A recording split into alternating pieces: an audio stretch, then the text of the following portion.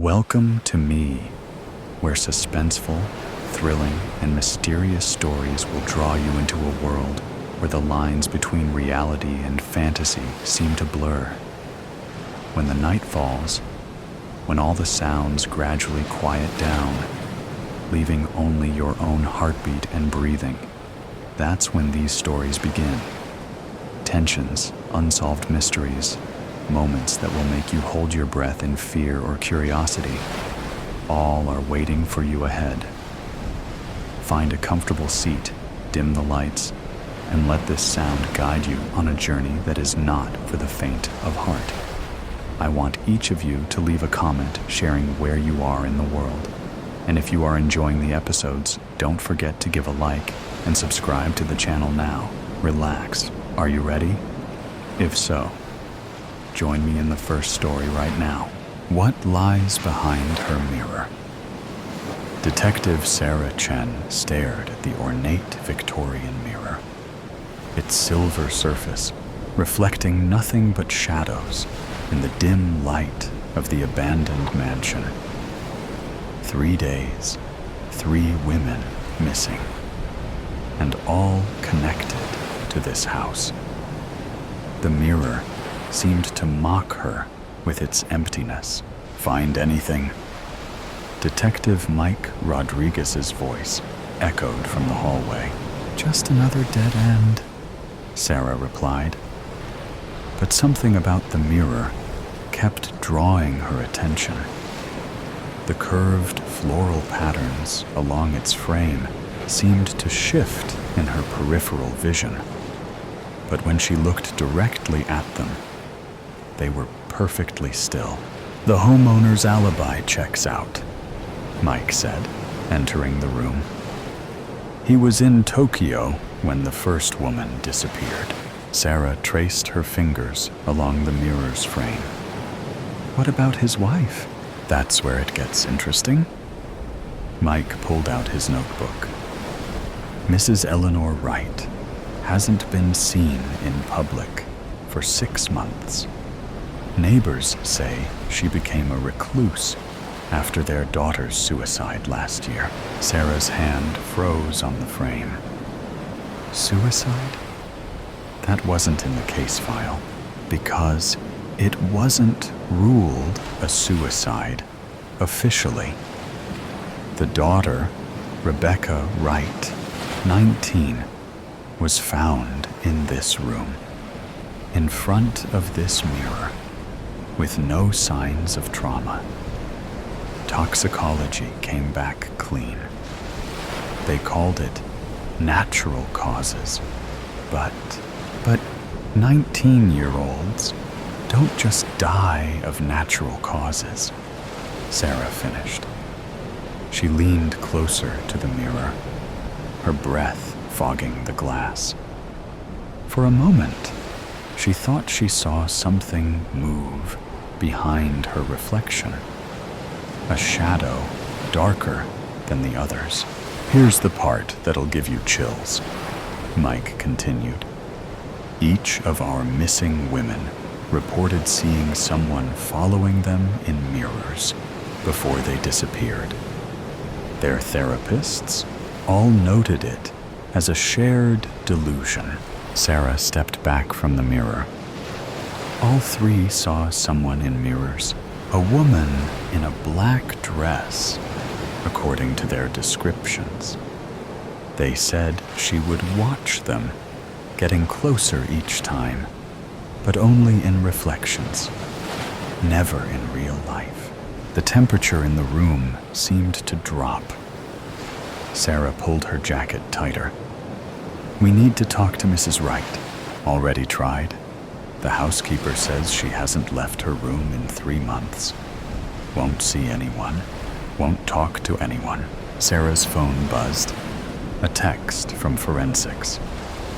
Lab results are in on the dust samples from the missing women's homes. Anything useful? Traces of silver nitrate. And Sarah squinted at the screen. Something they can't identify. Some kind of organic compound they've never seen before. A floorboard creaked behind them. Both detectives spun around, but the doorway was empty. When Sarah turned back to the mirror, she caught a glimpse of movement, a flash of black fabric disappearing around the edge of the reflection. "Tell me you saw that," she whispered. Mike shook his head. "Saw what?" Sarah approached the mirror again, her heart pounding. The frame felt cold under her fingers, much colder than it should be. "We need to get this mirror to the lab. Sarah, it's just a mirror. We need to focus on finding Mrs. Wright. And 3 women are missing, Mike. All saw someone in mirrors before they vanished. Rebecca Wright dies mysteriously in front of this specific mirror. And now I'm seeing..." She stopped, realizing how it would sound. "You're seeing something in the mirror, too?" Mike's voice carried a note of concern.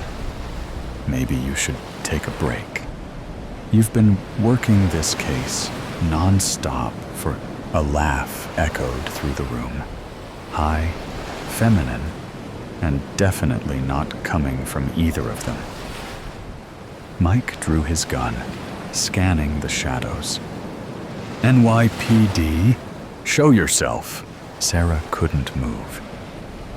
In the mirror, a woman in a black Victorian dress stood directly behind her. But when Sarah spun around, there was nothing there. The figure remained in the reflection, smiling. "Mike," Sarah's voice shook. "Look in the mirror." He turned, and his face went pale. That's not possible." The woman in black raised a finger to her lips, then pointed to something behind them. Against their better judgment, both detectives turned. A door had appeared in the wall, a door that hadn't been there moments ago. It stood slightly ajar, revealing a silver glow beyond. "Call for backup," Sarah said, drawing her weapon. Mike already had his phone out. No signal. The woman in the mirror laughed again, the sound seeming to come from everywhere and nowhere at once. When they looked back at the reflection, she was gone. But words had appeared in the fog of Sarah's breath on the glass. "Come find us. We need to leave," Mike said, backing toward the room's entrance. "Now." But Sarah stood transfixed by the mirror. In its depths, she could now see multiple figures. Women in modern clothing, frozen in poses of terror, their faces familiar from the missing persons reports. And behind them, barely visible, was Rebecca Wright, mouthing 2 words over and over. "Help us. The killer isn't Mrs. Wright," Sarah whispered. "It's the mirror. Somehow, it's the mirror." "That's impossible. Mirrors don't kidnap people. Mirrors don't kill. 3 months ago, I would have agreed with you." Sarah's fingers found a catch in the mirror's frame, a small lever hidden among the floral patterns. But look at the evidence. The silver nitrate in their homes, the mysterious compound, the shared visions. What if this isn't just a mirror? What if it's a door? A door to where? Sarah pressed the lever. The mirror's surface rippled like water, and through it, they could hear distant screams. "I don't know," she answered. "But those women are still alive in there. and we're going to get them out. Mike grabbed her arm. Wait. If this is real, if this is actually happening, we need a plan. We need equipment. We need to move now. Sarah cut him off. Look, the ripples in the mirror's surface were spreading to the frame, to the wall around it. The door behind them creaked wider, the silver light growing brighter. It's not just a portal, Sarah realized. It's expanding. If we don't stop it now, it'll take over the whole house, Mike finished. The whole city. Sarah checked her gun, knowing it might be useless against whatever waited on the other side. I'm going in. Call for backup if you get a signal. If I'm not back in 30 minutes, I'm coming with you, Mike said firmly. Partners don't let partners enter interdimensional mirrors alone. Despite everything, Sarah smiled. Ready? Mike nodded. Ready. Together, they stepped through the rippling surface. The last thing they saw in the normal world was their own reflections, distorting and fragmenting as reality bent around them. Then, they were falling through silver light, the screams growing louder. And somewhere ahead, a woman in black was laughing. The mirror stood silent in the empty room, its surface slowly stilling until it once again showed only shadows. But if anyone had looked closely, they might have seen new figures in its depths. A man and woman in police uniforms, running through an endless maze of mirrors, chasing a figure in a black dress who always stayed just out of reach. And on the wall, in elegant Victorian script, new words appeared in the dust. Who will come looking for them? Little men. January 1985. Somewhere over the... You were 1,000 miles into the Atlantic when the aircraft rutted violently against your controls. Barely a shiver in the airframe at first, like a deep sigh running through the metal bones of the 777, then unloading at once. You felt it beneath your hands, fingers curled around the yoke, a pulse of tension radiating from your own chest. And you thought that perhaps the bottom of the ocean was where you belonged. There was a darkness there, a pressure so strong it would stop your body from behaving like a biological machine and turn it into a mangled physics experiment. The same coexisted inside you, where your heart was splintered, half of it belonging to your mother and half of it to Cammy. A darkness you couldn't smooth away. Somewhere back there, among the rows of passengers dozing, sighing, and flipping through their lives, he was sitting. Your father, a man you'd never truly seen. Not beyond the stories your mother whispered in moments of quiet fury. A man who had given you nothing but a sickness that curled in your gut when you remembered where you came from. The man whose rage marked you.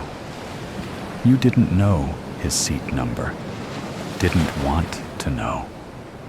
The knowledge that he existed in your cabin, breathing your air, was enough to make a grown man sick. And you thought you knew that if he walked up to the cockpit door, if he knocked, If he leaned in with some pathetic excuse or a father's smirk, you would open the door and wrap your hands around his throat. You'd feel his pulse flutter against your fingers, fragile and real, and you would squeeze. You let autopilot hold the course. Let the gentle hum of the engines seep into your bones, pretending for a moment you were something better than what he left behind. A clean slate, but there was always a stain, that borrowed darkness, his gift to you. No matter how high you flew, you couldn't outrun it. And then she drifted into your mind, the girl with eyes like sky break, a voice like gentle rain, the girl you had never touched, could never touch, because she was flawless in ways you would never be. She'd smile at you with that easy grace, unaware of the shadows clawing inside you, oblivious to the storm you kept locked behind your ribs. You thought of her seeing you for what you were, the quiet, steady pilot with a monster curled around his heart. If she knew, if she saw even a hint of that darkness, she would recoil. She'd wish you out of the sky, wish your plane would disappear into the ocean without a trace. And maybe she'd be right. The horizon stretched before you, a line you couldn't cross, a future you didn't deserve.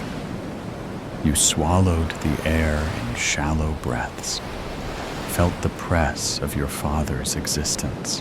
Outside, the clouds thickened, gray swirling into black, and the gentle tremor of turbulence returned. The seatbelt sign blinked on. You flicked the intercom switch, cleared your throat.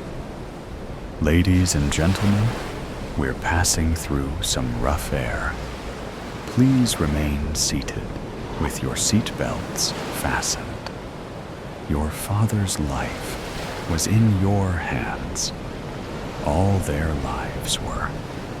You looked at the yoke, the screens, the clouds ahead, and wondered just how far you could fall before the darkness took over. Why was he still alive? How did he deserve to be alive? On what grounds exactly? You could push the controls forward, put the nose into a dive, select full thrust, increase bank angle to 45 degrees, and stall the plane. Keep putting in fatal commands while your FO tries to right the plane until the dual input sound warning starts to ring out through the cockpit. You squeezed your eyes shut just for a moment. The stick trembled beneath your fingers, the aircraft groaning. You loved this plane, and like in any other reciprocal relationship, it not only loved you back, but supported your every decision. You could do it. A simple motion, a nudge of the yoke, the push of a throttle, and gravity would take over.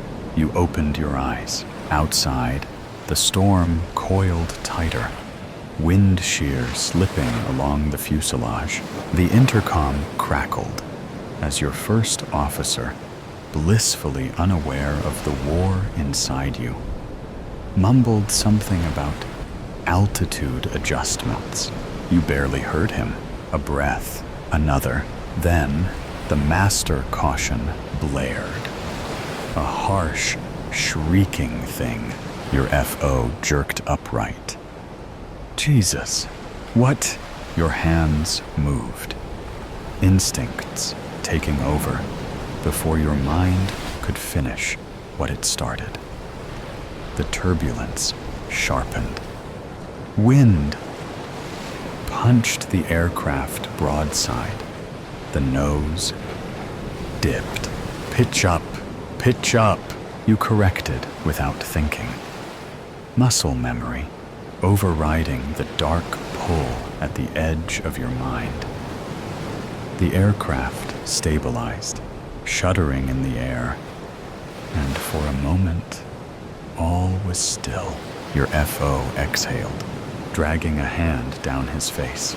That was a bad one. You okay? You nodded, throat dry. Yeah, you said, because it wasn't your hands that tried to kill them. It was the storm, at least. That was the lie you would tell yourself. Something in you had hesitated, had listened to the alarms, had heard the raw panic in your FO's voice, had responded like the pilot they had trained you to be. Why? Why had you stopped? Captain, you forced your expression into something normal, professional. The storm was beginning to ease, the worst of it passing. We'll be clear in a few minutes, you said. Keep an eye on the readings. He nodded, rubbing his temples. Didn't think we'd get rocked that hard. Thought for a second we were gonna. He shook his head. Never mind. You didn't respond. Instead, you reached for the intercom. Your voice was calm, steady. Everything it should be. Ladies and gentlemen, the turbulence is subsiding. We'll have a smooth ride the rest of the way. Thank you for your patience. You let go of the button. The lie sat heavy in your mouth because the storm wasn't over. It had only just begun. Rambling rose. I'm late! Life always passes over me. I'm late is just another phrase for situation normal. Absolutely fluffed up. Did you put in your application, Rosie? An unnecessary question, probably motivated by a sense of duty. I give my usual frown and grimace, a sigh, and I don't care, but will try to appear concerned look. The office crew is sniffing each other out. They're silently musing on the expected unfairness, their anticipated realization of failure, judging nepotism or brown-nosing from each participant. Jones, from service and repair, has been studying his policies. Gretel has finished her Certificate 4 in admin. Will is confident and also disgruntled because he has been at the WAM desk for 3 years and feels he deserves the promotion. Georgia has made coffee for the PA to the director every day for the last 2 months, and today has homemade chocolate brownies. The bright young things wander confidently, secretive, holding clipboards, adjusting their ties and hair clips. It's a yearly raise of $20K, and not to be ignored. But I most studiously ignored it. The primitive yearning for some freedom has snared its unrealistic teeth right into my IT life. Hell, I don't even know what the word means. I haven't read Jack Kerouac, but sense that this might be one of life's moments when Kerouac isn't just a writer. Kerouac is where I want to be. Pens, wads of reports, tea bags, coffee bags, a banana already populated with several tiny Drosophilas. Laptop charger, some screwed up piece of something, possibly a chocolate wrapper. Everything into the locker. Close the door tightly before anything falls out. There may be war once the position is filled. It's a late winter, but June in the Highlands is starkly beautiful, misty, haunting even. The trains have all left, and I park my red Subaru into a free parking lot. The sky is an empty gray slate, and the new moon barely lights the smooth concrete platform. I walk carefully to the graveled exit, look into the darkness, and start walking beside highway number 1. Nobody would know if I am man or woman, as my hair is tucked into a black beanie.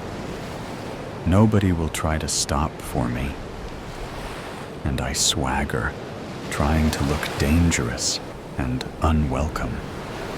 My wind jacket is old and barely covers my hips. My tracky Dax, gray, also old. Just another vagabond itinerant wandering the roads. I step purposefully, too quickly, and slow myself.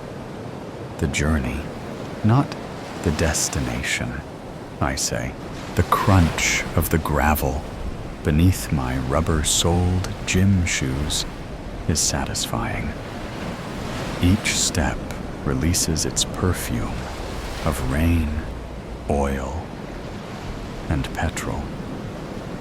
I breathe its nourishment like a 4-year-old who has escaped from the front yard onto the street for the first time. A dog howls and then barks, and the cars gradually dissipate. At some point, I realize I am alone, even from any flow of traffic. It is 11 p.m. I have been walking for 3 hours. I breathe even more deeply. The air has chilled. A faint silhouette of bushland lines the horizon, and a small window twinkles somewhere on a hillside. As I walk, this small, friendly light disappears behind a ridge. A kookaburra announces something. It's time we all just went to sleep now. I will keep walking. I will keep walking until I want to stop. More hours pass by as I contemplate the stiffness in my calves, the ache in my arches, and the spots where my jacket does not cover my legs properly. The sky has started to reveal stars, hundreds of different-sized lights, satellites drifting through them. Betelgeuse and Sirius, Pleiades, Orion's belt, familiar sky landmarks that are warm to the touch. Homey reminders that I am not completely out of my mind. Excitement suddenly makes me look up and revel in the starry expanse. Some loose barbed wire behind a ditch at the side of the road looks promising, and I duck through it. I am starting to feel tired. An irrigation ditch with straight sides has been carved into the bare landscape, its straight sides starkly incongruent with the rocky outcrops and overgrazed land. A breeze has started up, and snow must have fallen in the mountains as the wind is cold. I lie carefully in the ditch, careful not to wet my shoes, marveling at the convenience of a raised bed, however hard. Staring into the skies, I think, this is where I should have an epiphany. But what will it be? I am a traveler, a nomad, a gypsy on the road. This is where enlightenment and realization comes from. The cold is biting deep, and I cover spots alternatively when the pain gets too much. First my knees, then my torso, but never everything all at once. Looking imploringly into the stars, I let all sense of self leave me, my mind floating into that vast canopy. The cold makes me feel a bit sorry for myself, and I feel not just alone, but lonely. I think I slept, my icy dreams interspersed with awkward rearranging of the useless wind jacket. The romance of my zero-gravity bed, just a cold, hard slant with pointy pebbles pressing into my back and hips, a crackle of nearby dried grass, the swoosh of saltbush being brushed past, a movement so close that I lose my breath in terror. I jolted awake. Was this near where those hitchhikers had disappeared? What if there was a man with a hatchet studying me, waiting for me, a gun, an intent to harm me? My heart was in my ears, and I breathed noiselessly, trying to stop breathing so fast. I sink into the hard clay. Just another boulder. Nobody here. After a half hour of immobile silence, it seemed that the killer would have moved by now. But I slowly lifted my chin to survey what was behind me, above the ditch, expecting any moment my life could be taken from me. A snort in my ear, and a scuffle from all around where my head lay. A dozen sheep were startled from where they had been staring at me. They stood back, gazing at the intruder, and slowly backed off. I was safe. The sheep were my friends, my protectors. They trotted away quickly now that it was obvious what this warm, soft-bodied thing was. I stayed the next 2 days in a rented room, happily proud of the adventure. I even called Jones and congratulated him on his new interest in company policy. Surely this point will be noted by management as a sign he is a contender in the offing. We agreed that it was a done deal. Georgia's coffee making was obsequiously good, and she was probably sleeping with the director anyway. I comforted Gretel and said she was far prettier than Georgia and had ethics, which Georgia patently did not. I put my hand on Will's shoulder and smiled. He'd get there soon, and was deserving. I might even explain my journey to Jones one day, but thought the better of it. I don't think he would understand. I barely could make sense of it myself. The yellow truck. Man, $6 for an ice cream sandwich? Highway robbery. Jack squinted at the menu, slapped crookedly on the side of the bright yellow panel truck. Perry's Ice Cream. Everyone had a restaurant on wheels these days. Knockoffs of famous characters grinned back at him with their dead eyes. He knew the actual products would be a deformed, melted version of the picture, and he found the irregular eyeballs and melting smiles to be unsettling. A nice, plain ice cream sandwich would hit the spot. "Excuse me." "Hello." Though the sliding sales window was open, Jack saw no sign of a vendor, even though the speakers puked out a chiptune version of La Cucaracha at top volume. "Are you going to take my money or what?" The chill from the freezers seeped out from the window. Jack leaned in a little further, noting the container of ice cream sandwiches that could be easily opened from his vantage point. He looked as far into the truck as he could see, then checked over his shoulder to see if he had an audience. The neighbors could be so nosy. With no one in sight, Jack quickly snaked his hand into the window, opened the container, and grabbed hold of a coveted ice cream sandwich. "Should have been doing your job, ice cream man," he mumbled as he walked back to his house, mouth full of ice cream and perfectly soggy cookie. He casually tossed the wrapper into his neighbor Mrs. Crowley's yard.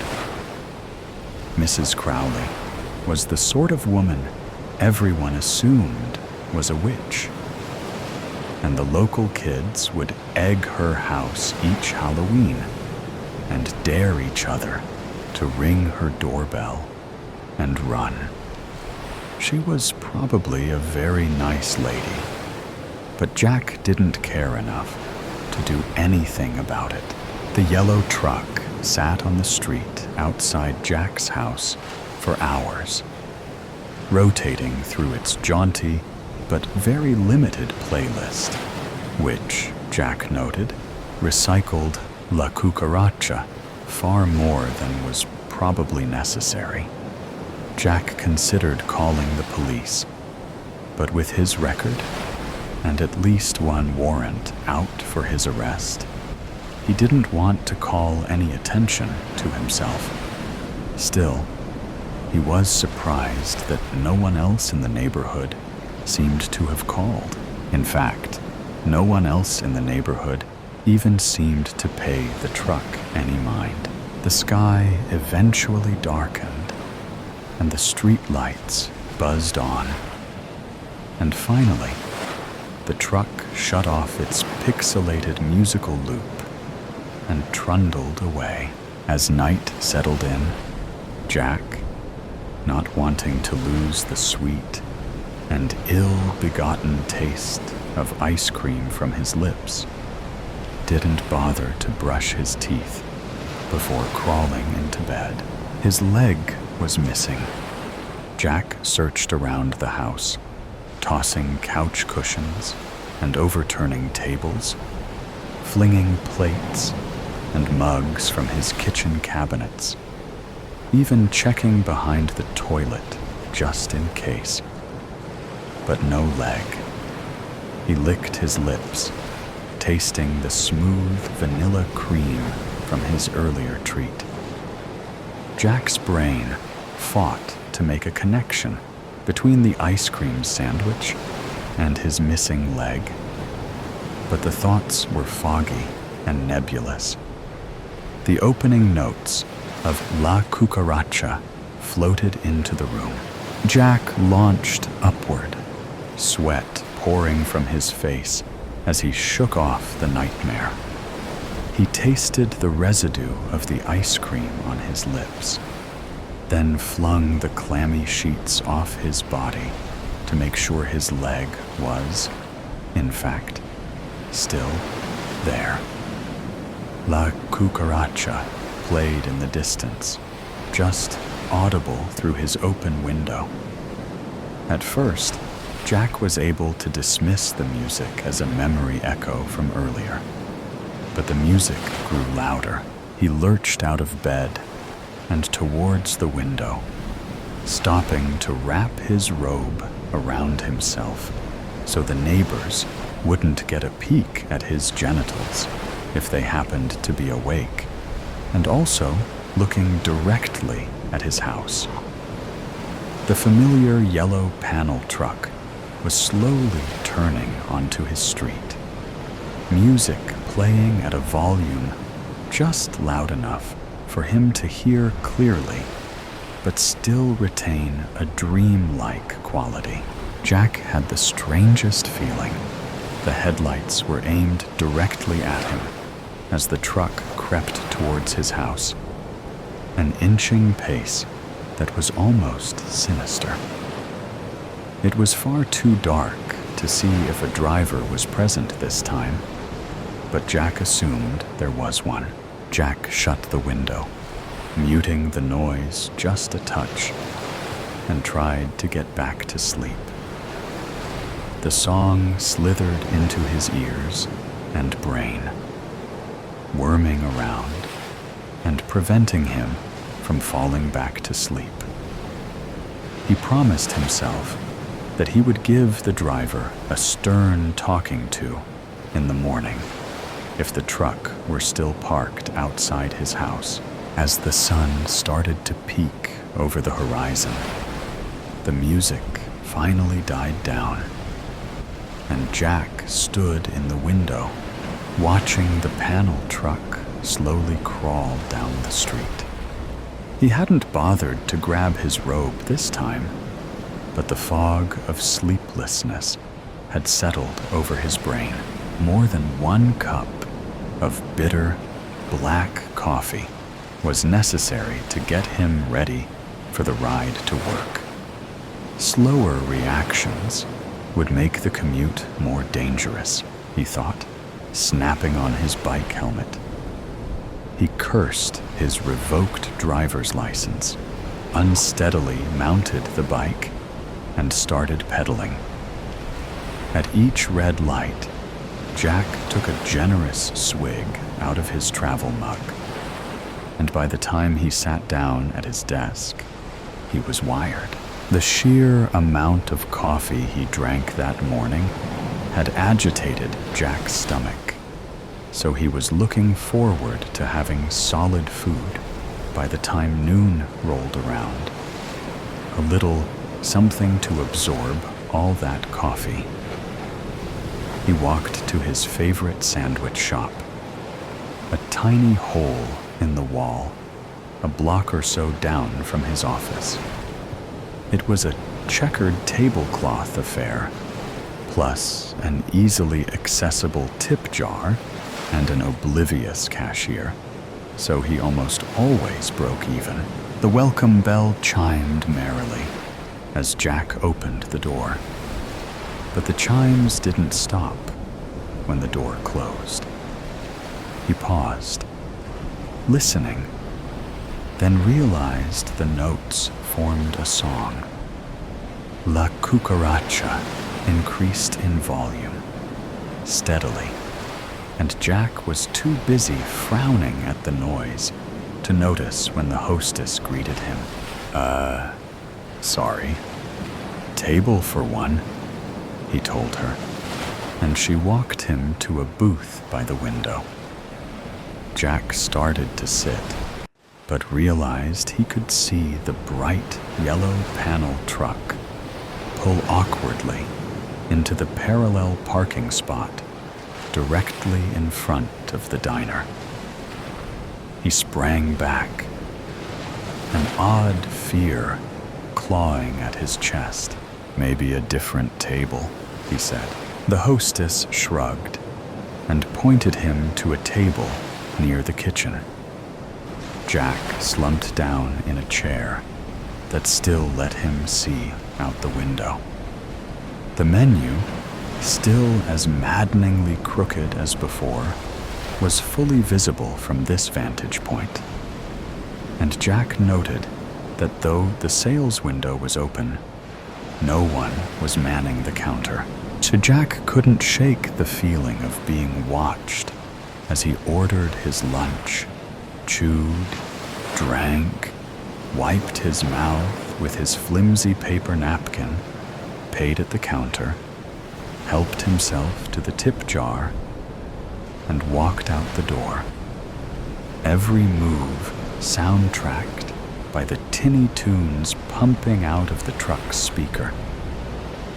No one had approached the counter to buy an ice cream the entire lunch hour. His muscles relaxed as he walked back to his building. The more the music faded with distance, the better he felt. He hadn't even noticed he was so tense. Jack rolled his neck around, rotated his shoulders, and was just about to reach the automatic doors to his office when he heard it again. The 8-bit notes of La Cucaracha increased in volume behind him, and he swung around, fists raised and heart beating rapidly.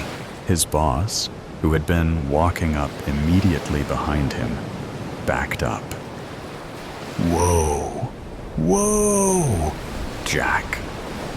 Treating Jack like a panicked horse had, presumably, his boss's desired effect. And Jack put his fists down. "What's got you all spooked? Bad sandwich?" His boss chuckled and then breezed past Jack into the office. Still on the sidewalk, Jack caught a flash of yellow down the block.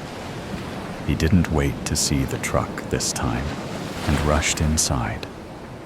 Jack was waiting, rather impatiently, to cross the street on his way home when a shiver ran up his spine. He looked over his shoulder and his stomach seized. The yellow ice cream truck was also in line at the stoplight, just 3 car lengths away. It wasn't playing the music, but Jack thought he could hear it all the same. Jack wasn't completely sure that the truck was following him specifically as he cycled through the neighborhood, but with each turn, he became more and more convinced. The truck kept a slow speed and stayed a modest distance behind his bike, far lower than the posted speed limit. He stopped at the cluster mailbox at the top of his street, mostly to check the mail, but also to see if the ice cream truck would keep driving. The truck slowed to a halt a few yards from the mailboxes, the staccato sounds still aggressively worming its way into Jack's brain. Jack fiddled with the mailbox key and took an unnecessary amount of time inspecting each piece of mail, even the junk. But the ice cream truck still didn't move. And Jack stared directly at the driver's side of the windshield. It was so tinted that he was still unable to tell if anyone was in the driver's seat at all. He flipped the bird, just in case, and got back on his bike.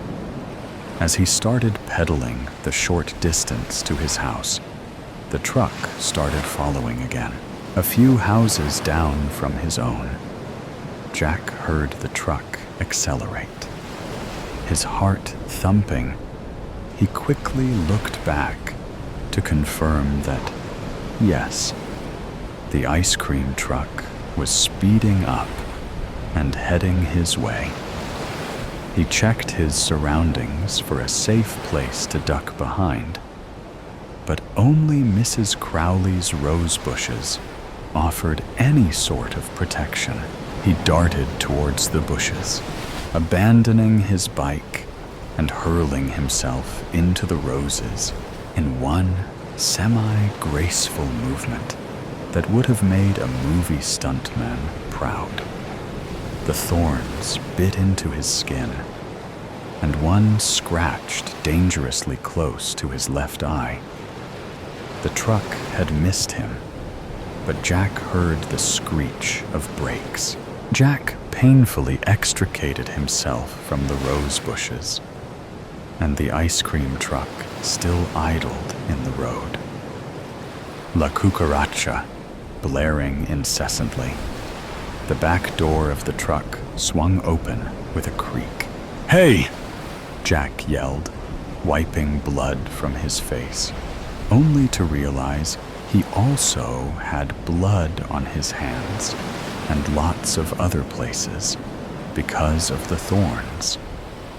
He lurched towards the back of the truck, his left leg dragging slightly.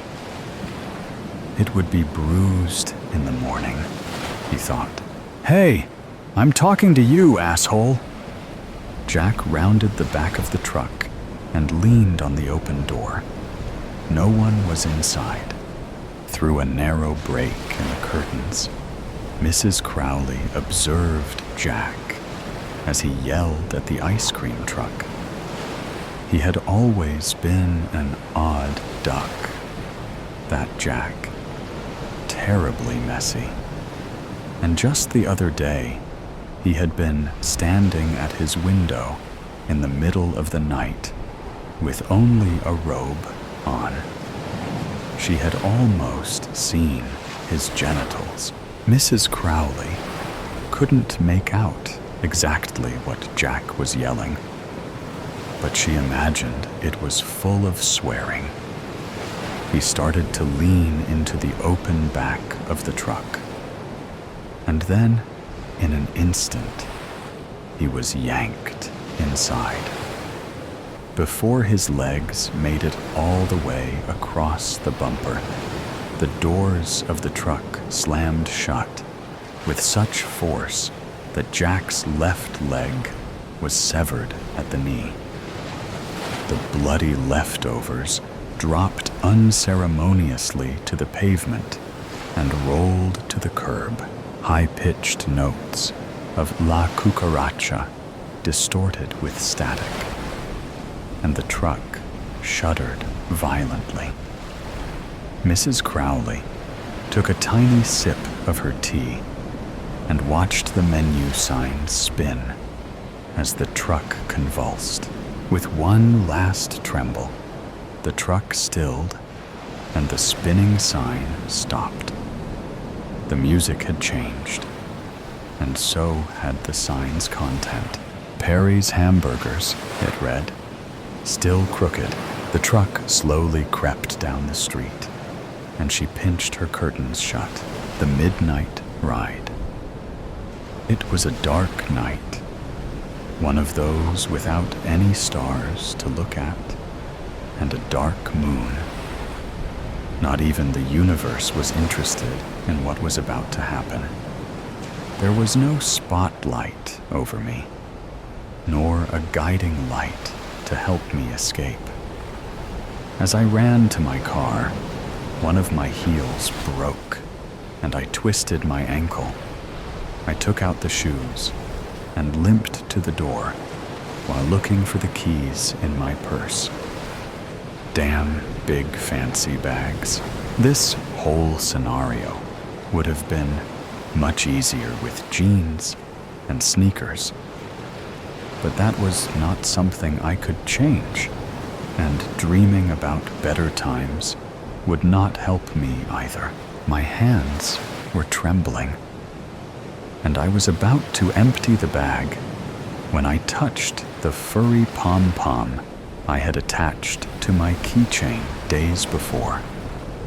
I took out the keys, opened the door, and once I was inside, I locked the car. The street was empty.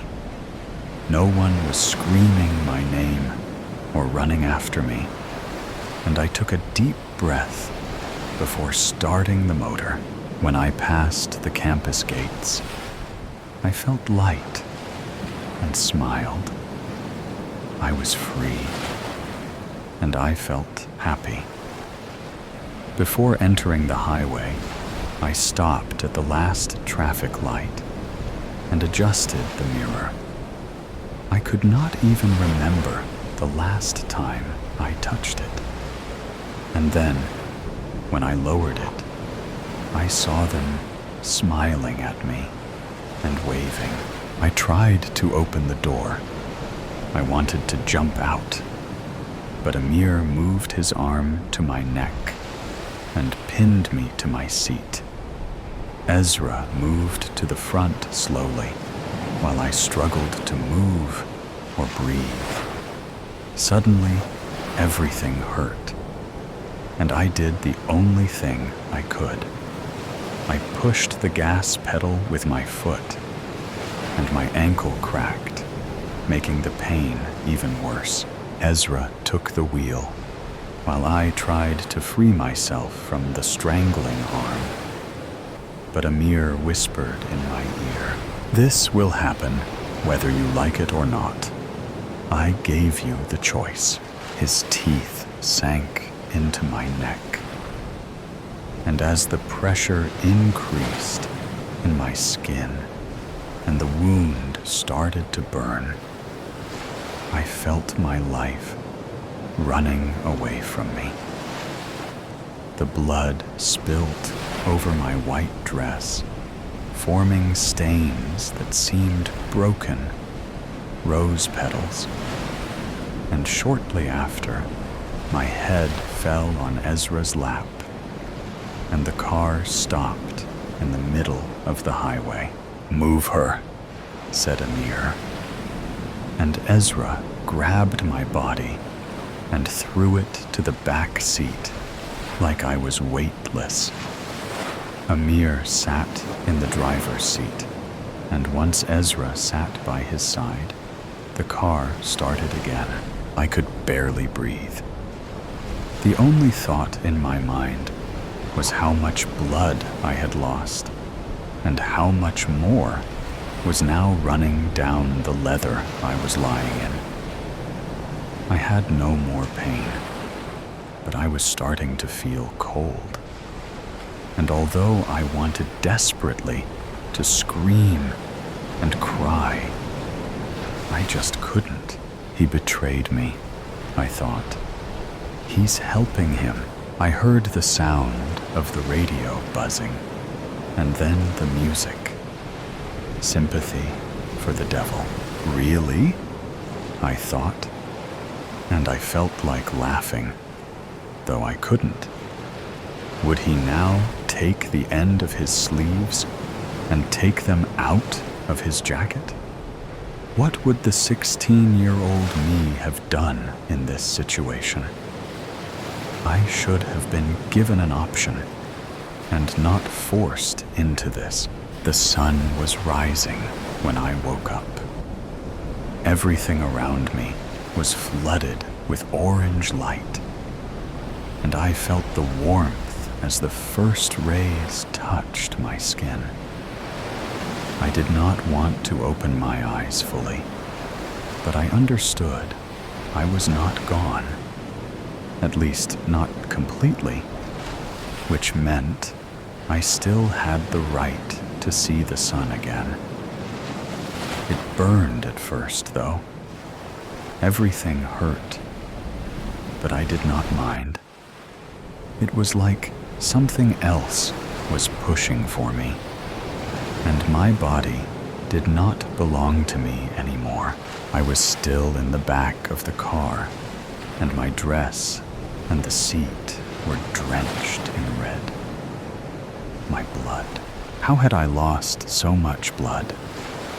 Why was I awake? I raised my head, and my neck cracked. I never liked that sound, but that day, it was scarier than ever. The light passing through the front window blinded me for a second. But when I got used to it, I saw someone sitting in the passenger seat. I opened my mouth, but the words did not come out.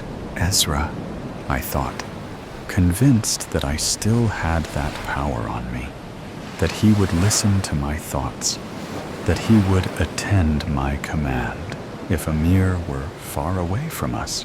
"Ezra, please." But he did not turn. I moved my arm.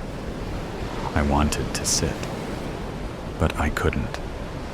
My limbs failed me, and the only thing I managed was to grab his arm and fall to the car floor. He moved then, but not the way I expected. I was still holding his sleeve when I saw the blood crossing his arm, the wound in his neck, and his eyes opened, lost, lifeless. Then someone opened the door, grabbed me by the ankles, and dragged me out of the car. I felt the pain once more, like someone was stabbing me with those expensive shoes I had bought weeks before. When my head hit the floor, I closed my eyes. I did not want to see what was about to happen. "You complain too much," said Amir, though I knew I was the only one who could hear him. There he was, again, inside my head. "You are such a romantic," he continued. He was not helpful, no matter how much you tried to make him. He was not worthy. He helped you, I thought. He was just a pretty puppet. And the puppets are good to play. I still had my eyes closed and felt a tear running down my face. "He'll kill me. This all will pass," I thought. "Don't be ridiculous," I heard. "We have work to do. I don't like to waste talent, tama, or blood. You should know that about me already." After getting rid of Ezra, he lifted my body as if I were a little rag doll and sat me in the passenger seat. The leather was sticky and smelled funny, but sweet. "You'll recover soon. Don't worry. You'll be buying new shoes in no time," he said as he started the car and put on his sunglasses. The car moved away, and as the sunlight warmed my face, I knew I'd have to come up with a better plan to leave that life, that work, and that man, the demon in the portrait. Denise Gray looked away from her reflection in the store window. The sight of that perfectly proportioned young body only served to remind her of the curse. As a young woman, she'd posed for an enigmatic artist who had painted her picture while spinning words that were at once wonderful and frightening. It hadn't been long after that she learned the reality of the painting and its associated curse. One day, she was accosted by a thief, and before she realized what was happening, he had run a dagger through her heart. She cringed, but when the thief pulled the knife out, there was no blood where she had been stabbed. A swift kick to the groin sent him running, but when she opened her now ruined blouse, she realized that she was unharmed, not even a scratch. Denise thought about it and realized that her situation was like a story her mother had told her, called The Painting of Dorian Gray. "Damn," she whispered as she scraped her knee on a large rock that she'd brushed against, only to look down and realize that her forever young body was still unharmed. She realized that she would have to return to the artist's studio. And if that painting was damaged, she would have to force the artist to find a way to lift the curse without killing her before her time. When she returned to confront the artist, she found him hanging in his studio, dead. Her search for the painting in his studio was in vain, and it was only after another attack that she realized the truth of the curse. The knife had pierced her heart. But again, she felt no pain after the knife had been pulled from her chest. She tracked the painting down to a gallery in a distant town, only to watch the painting destroyed by fire as the gallery burned to the ground, killing the hundreds of people inside. She'd spent many hours waiting for the death that never came.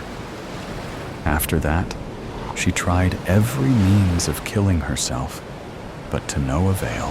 Finally, she felt a glimmer of hope as she learned of a book of paintings that had a copy of her painting in it. That book was rumored to be in this tiny library. She took a deep breath as she approached the tiny library. She knew she had to do something, or she would go insane from not being able to die. Denise had arrived just as Jessie had left the library and moved toward the tavern. An hour while the poor, pregnant librarian took lunch wouldn't make a lot of difference, she thought, as she sat down on a nearby bench. She smiled as a group of children ran by. One little brown-eyed girl stopped and smiled back, then ran to join her friends. "The book you want is here," Jessie said, "but you may be disappointed. The book is a manual for destroying demons." "I don't feel like a demon," Denise said. Jessie slid the leather hand-bound book toward Denise. "What happens if I open it?" Jessie shrugged. "I haven't read that far." Denise felt a tingling race up her arm as she pulled the book toward herself. What if she got sucked into the book when she opened it? She looked down at her ruined blouse. She'd neglected to change the blouse, even though she had another in her small travel bag. Throwing caution to the wind, she opened the book. Being stuck in the book would be no worse than not being able to kill herself. The first thing she saw was a horrible version of herself. Her hair was singed, and every injury she'd sustained in getting there had scarred over. When she could finally pull her eyes away from the picture, she began to read. The demon her painting had become had spoken from the painting and convinced the artist to hang himself. Then she had started the fire that destroyed the original painting, killing all the people there for the unveiling. Denise slammed the book closed. The pull of the woman in the painting was more than she could stand. "Are you affected as well?" Denise asked, only to be met by a blank stare from Jessie. A few moments later, her unborn child, kicking wildly, stirred Jessie back to life. "We have to destroy the book," Denise said. Jessie shook her head. "She will take us all with her." Denise slammed her hand down on the book before Jessie could open it. "That's exactly what she wants you to think. But trust me," Jessie's unborn baby kicked so hard that she gasped. "I can't help you. I'll take care of it," Denise said, taking the book and leaving the library. Denise counted herself lucky that the tiny library was on a small tropical island with an active volcano. It would only take her half a day to get to the volcano cone, light the book on fire, and drop it into the liquid lava below. She only hoped that would be enough. As she moved toward the volcano, the book and the demon it contained recognized her intent. "Hand over that book," the huge Polynesian man standing in her way said, his gun drawn. On some level, Denise knew that the man was under the influence of the demon. She ran around him and felt the bullet from his gun rip through the ruined blouse and on through her right shoulder. By the time she reached the trail at the edge of the volcano, she could feel the demon trying to stop her. Branches and thorns reached out for her, only to rip more holes in her ruined blouse as she ran toward the summit. Finally, she reached the edge of the cauldron and the bubbling lava below. "No!"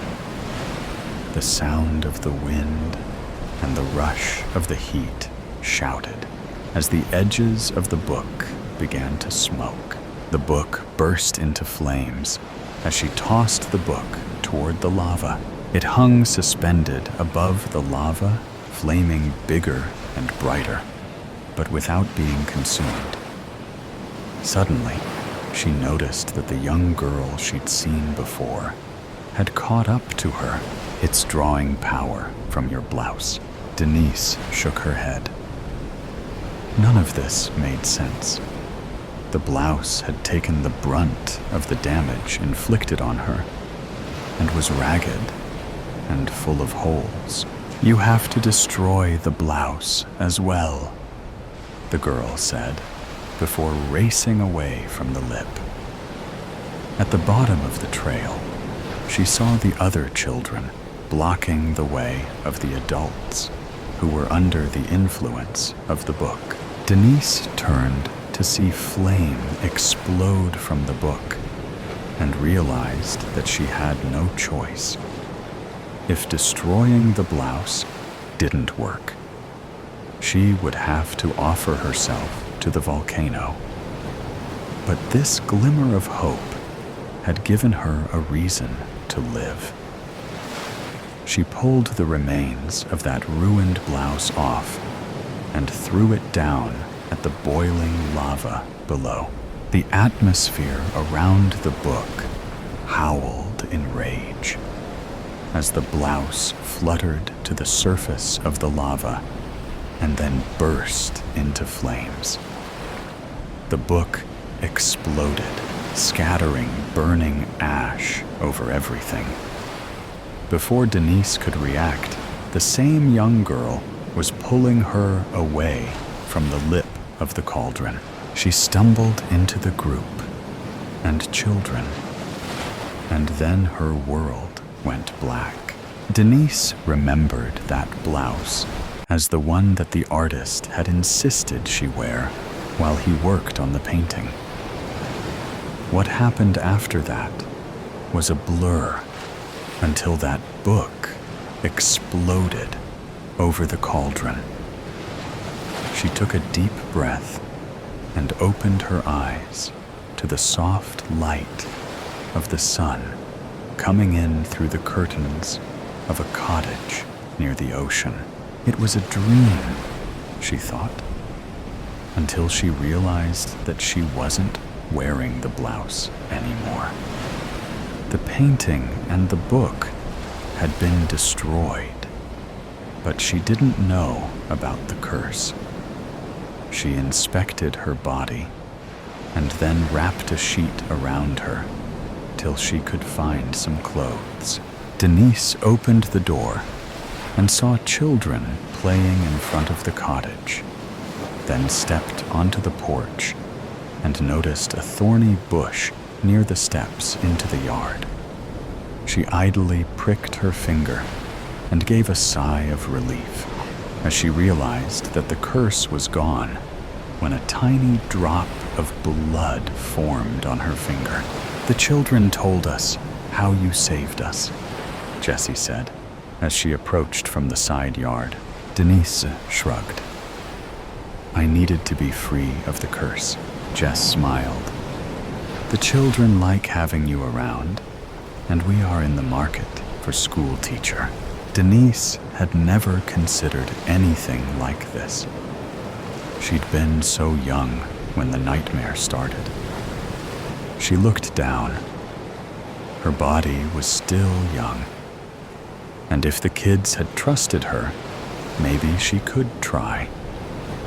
"It beats modeling," she thought, as she followed Jessie back toward the cottage.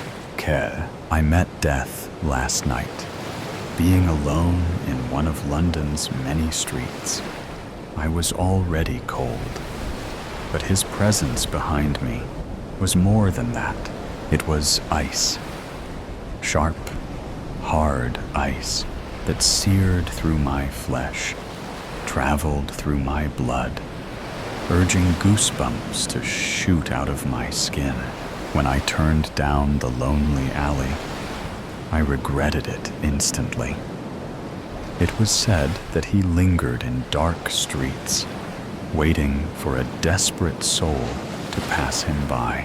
But still, I had decided to keep going. Arriving in London on the night of my sister's birthday was already fine, but her party had begun at 8 p.m., and I didn't need to look at my watch to know that it was way past that already. She would kill me for being late. So late. But that wasn't the only reason I dared not turn back. It had been too long since I'd last walked these streets, since I'd last felt the heavy air of London pressing down on me, clogging my lungs with soot and smoke. Life on the road had made me lighter, more restless, but coming back here was like stepping into a grave. The city had a way of sinking its teeth into you, of making you forget where you'd been and why you'd left. Fearing death was childish. My parents had told me as such when I refused to go on one of the rides at the festival extravaganza during our trip to America. But this was different. Like the images in my mind of falling from great heights and being trampled by horses had cleared, revealing something so impossible that it was the only thing my mind deemed plausible. He was behind me. I did not turn around. I did not blink. My eyes remained open, forgetting how dry they had become.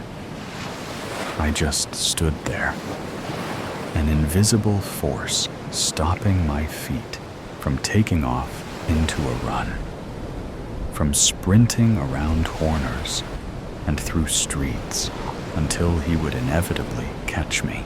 I wondered what it would feel like.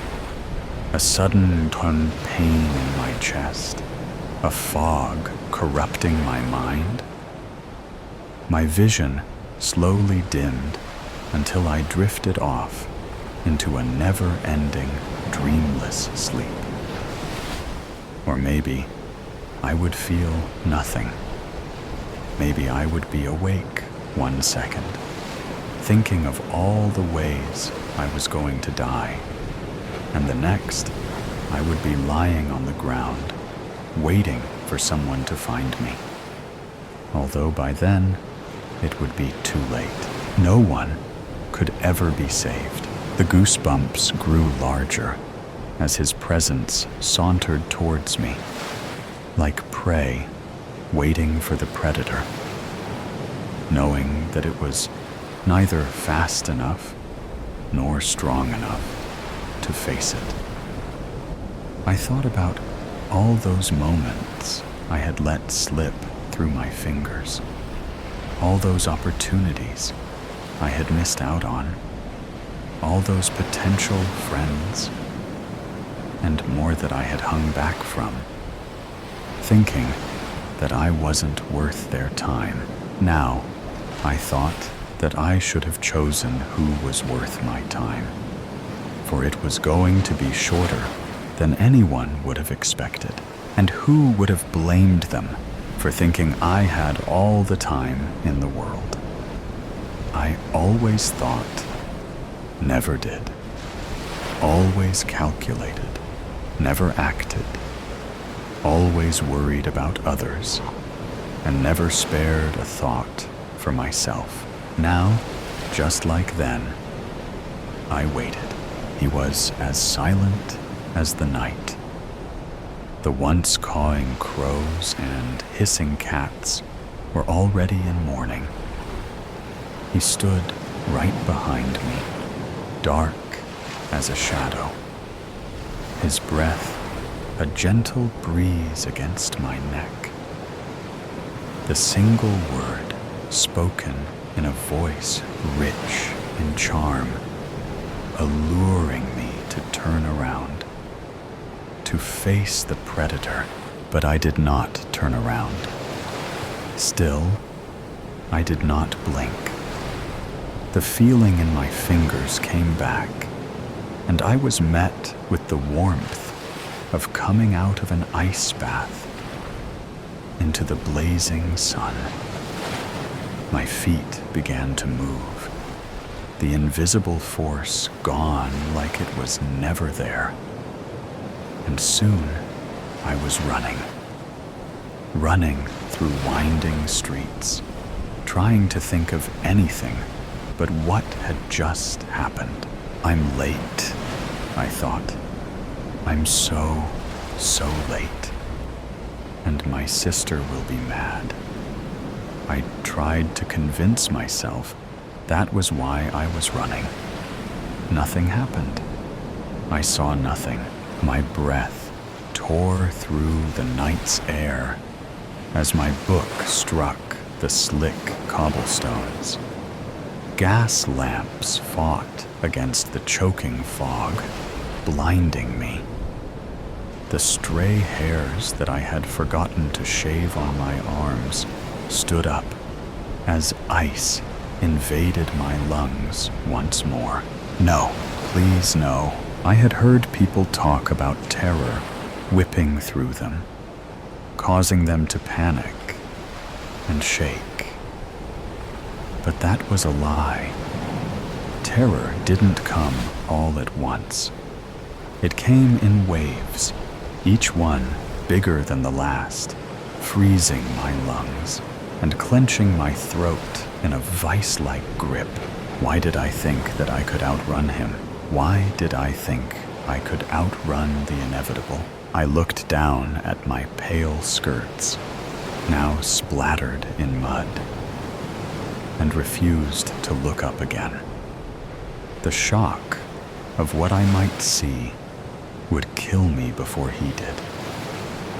He made no sound as he approached for the second time. No footsteps, no shift of breath or fabric. Just the sudden, certain sense of him standing before me. Close, too close. My eyes stayed down.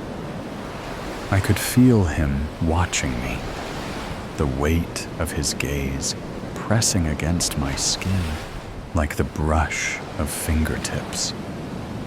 My breath hitched. My fingers curled into the folds of my dress. He said nothing. He did nothing. Just stood there, silent and motionless. The seconds stretched and broke. My pulse thudded in my throat, like the fear in my stomach, mixing with something warmer, darker beneath my ribs. I imagined what his eyes must have been like. Dark, unblinking, tracing the line of my collarbone and the curve of my mouth. Then, just as quietly as he had come, he left for the second time in a single hour.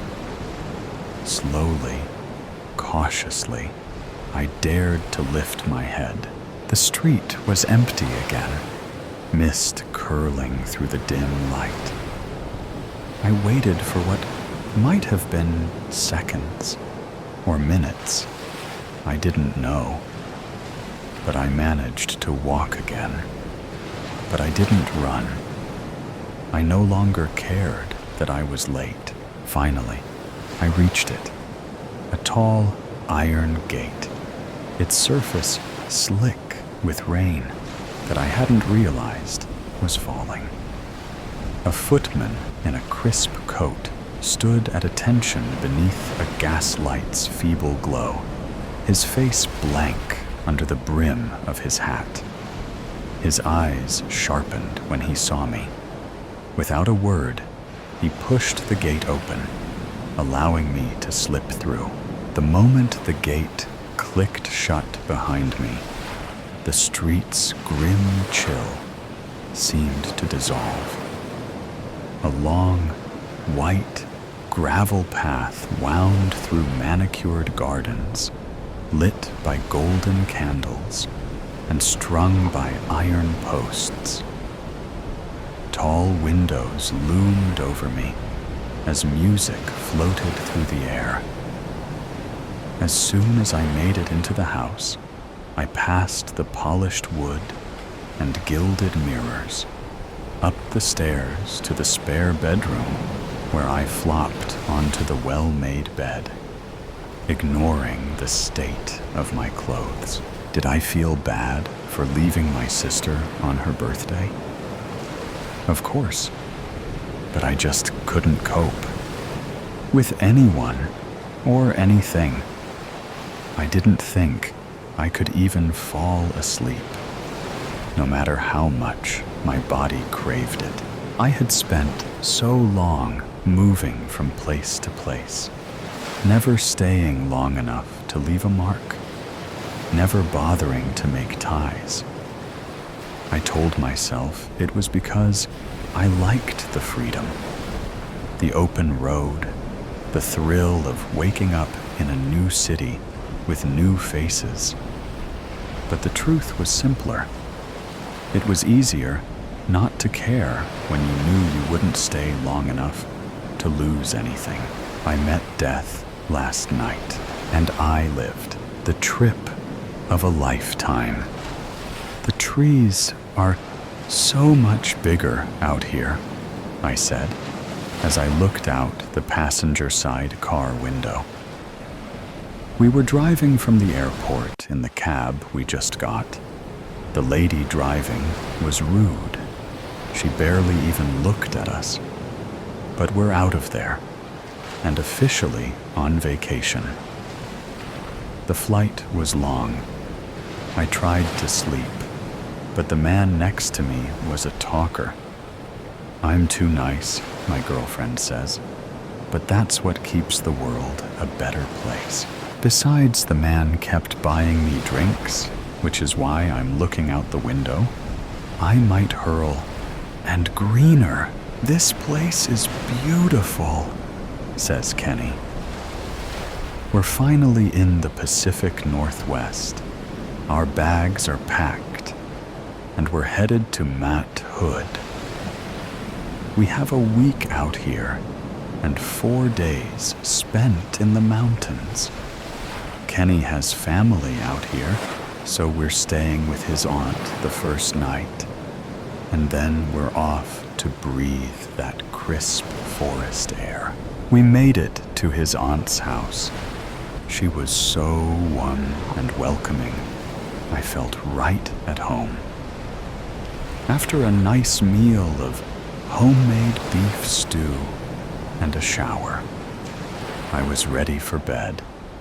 I bid them good night And off I went, fast asleep in no time. I woke up in a panic. The room unfamiliar. Where am I? I thought, as my senses start to adjust. There's a soft buzzing coming from the fluorescent lights above me. My arms and legs are secured to this hospital bed, it seems.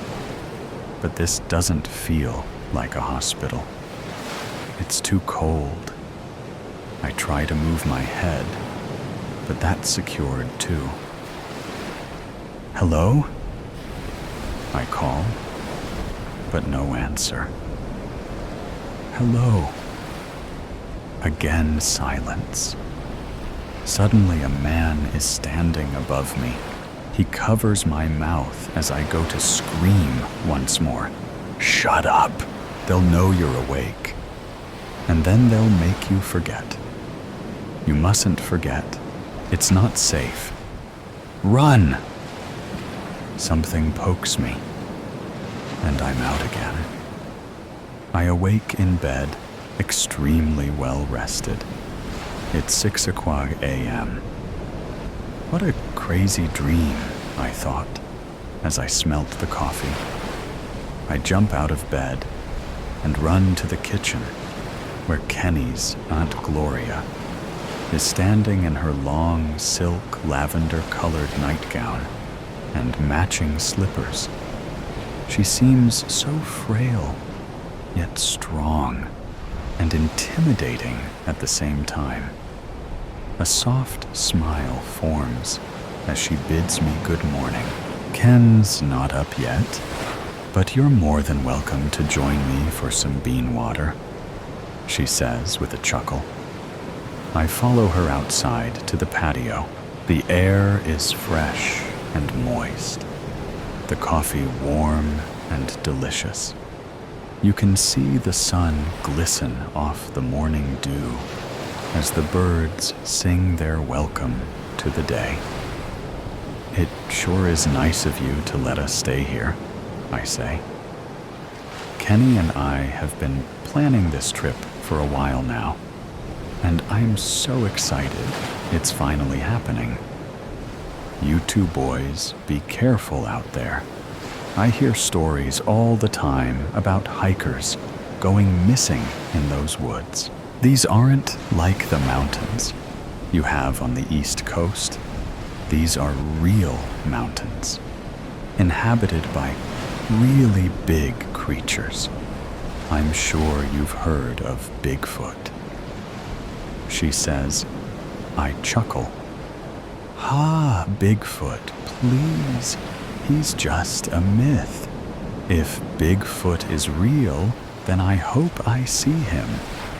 He'll take a photo and become rich. Gloria shook her head and looked deep into her coffee, almost as if she was trying to see the bottom of her cup through the black liquid it now held. Like I said, just be careful, please. It's now 10 a.m., and we are on our way to the mountain. Gloria let us use her car since she doesn't drive anymore. She's 75 now, and hasn't driven since she was 70, and got lost driving home. They found her a day later, parked in a parking area 15 miles from the house. We made it to the mountain after about 2 hours of driving, and we couldn't wait to get on the trail. As we loaded up our packs, Kenny and I discussed our route, where we would stop for water and lunch breaks, where we would camp, and which streams we will pass, so we know where to collect water when we get low. All said and done, the trail up and down the mountain shouldn't take more than 3 days, but we're taking it slow since we haven't done a mountain of this caliber before, so we planned for 4 days. We're hiking Timberline Trail. It passes 3 major landmarks and has snow runoff year-round, so finding water shouldn't be a problem. In total, it's just over 41 miles. We're all loaded up and ready to start our hike when I realize I left my trekking poles at the airport. They must have fallen out of my pack. Just find a stick on the hike. It'll serve the same purpose, says Kenny. I mock him, but I know that's what will happen. Easy for you to say. You didn't forget anything, but he did. The compass. Well, how are we supposed to know where we're going now? I ask. We still have a map, and the trails are marked. It'll be fine, he says in a not-so-reassuring voice. We've been walking for hours, and I haven't seen a single soul. It's day 2 in the woods.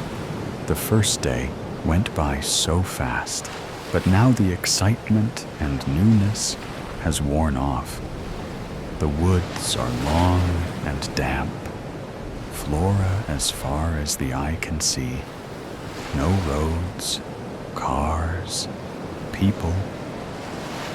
Hey, are we on the right path? I ask.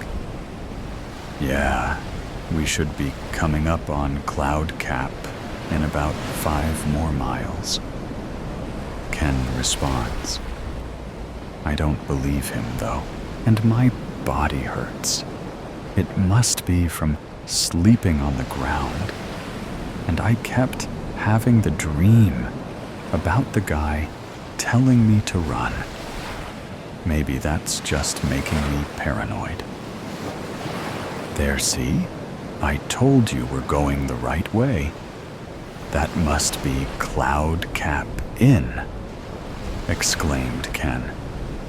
As I stumbled over the hill, I saw what appeared to me as an abandoned shack in the middle of the forest.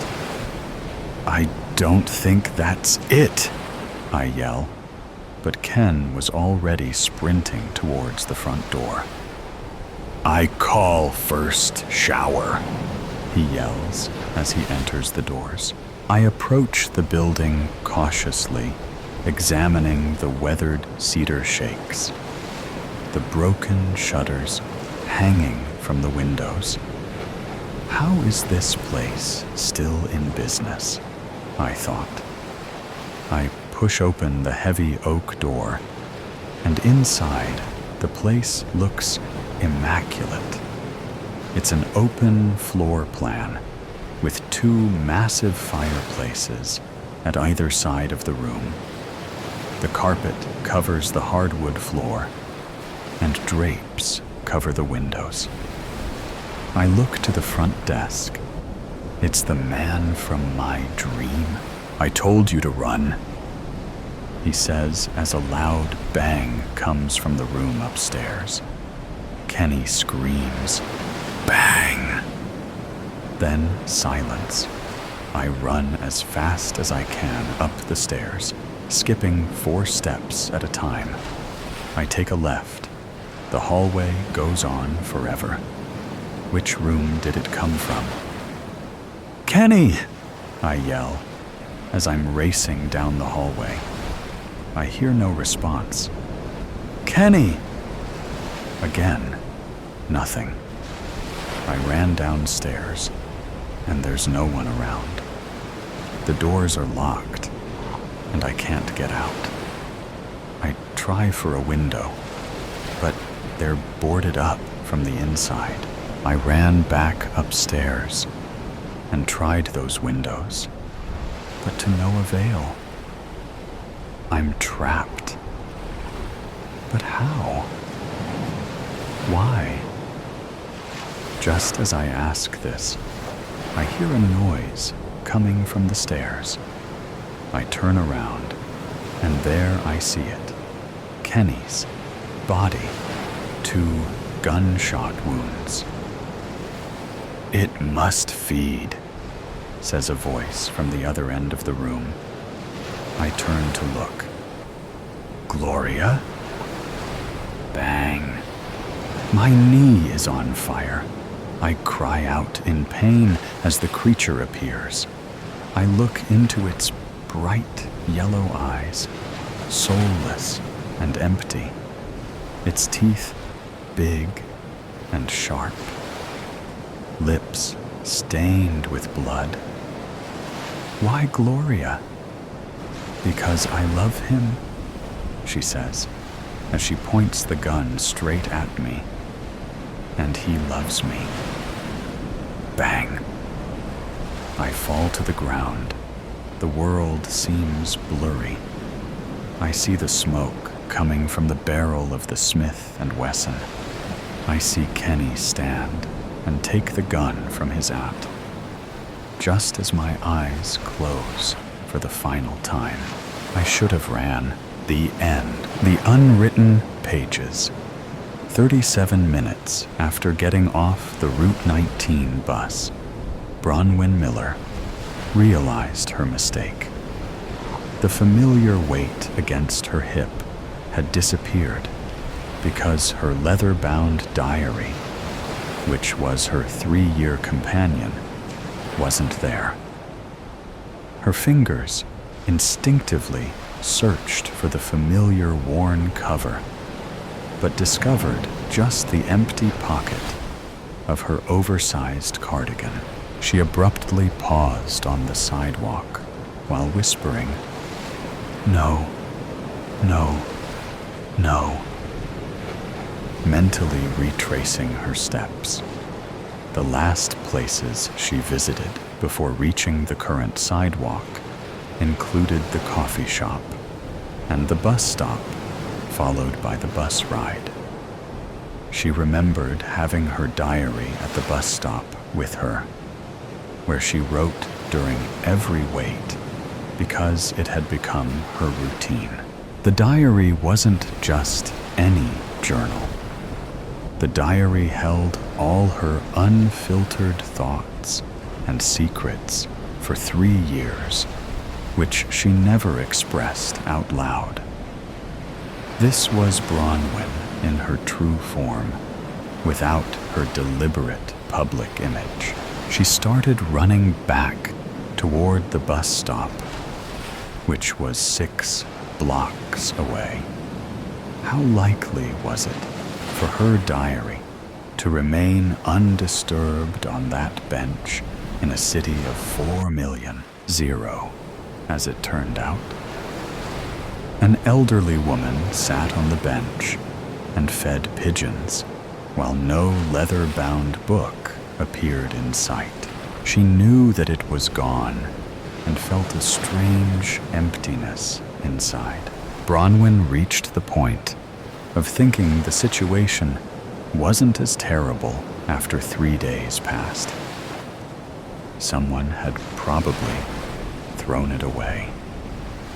Bronwyn confirmed the transit authority had no records of anyone turning in her diary.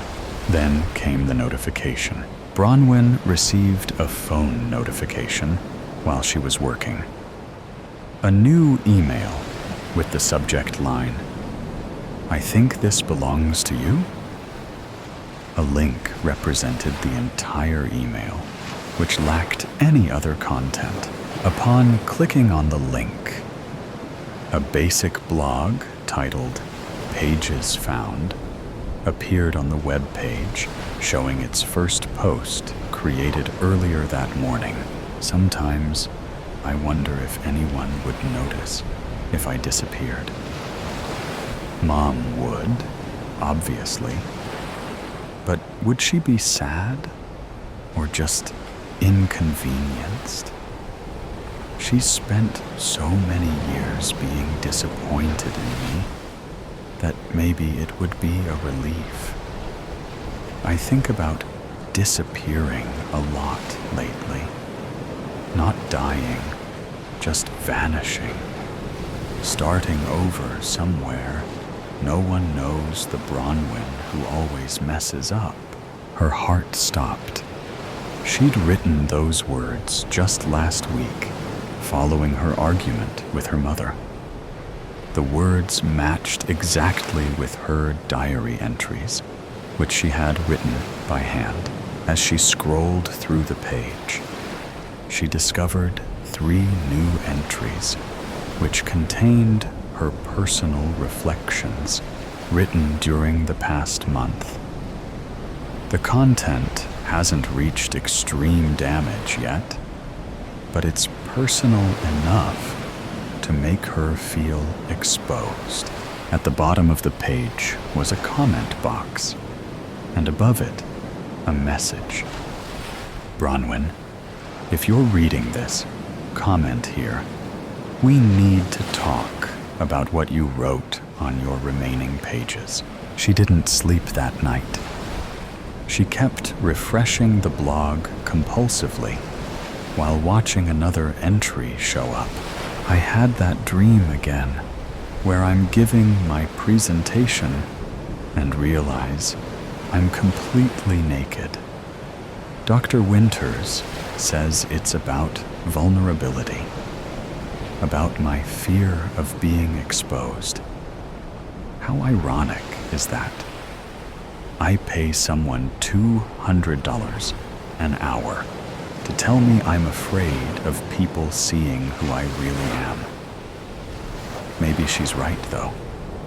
I've spent so much energy crafting this competent, put-together version of myself.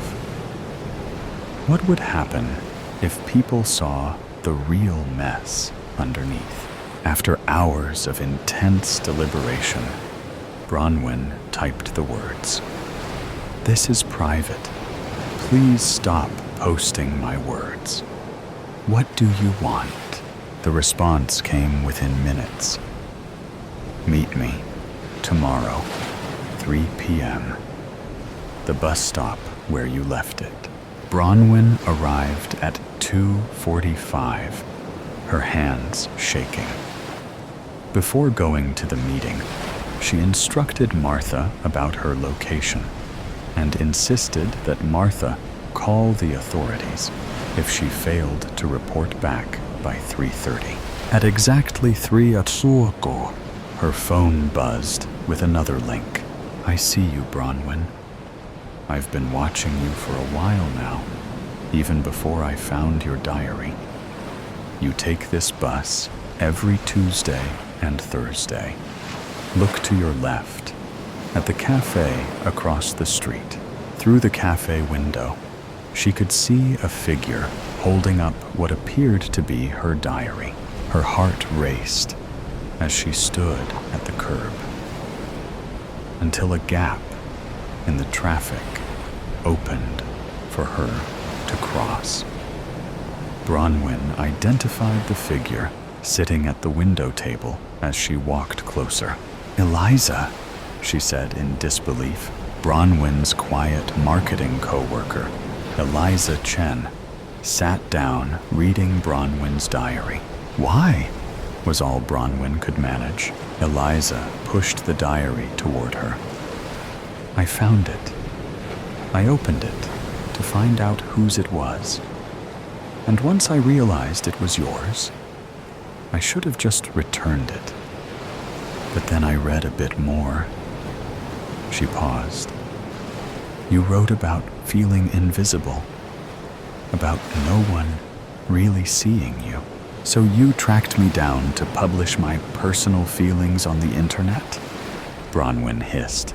Her face flushed as she confessed that she knew what she did was wrong. But I recognized myself in your words.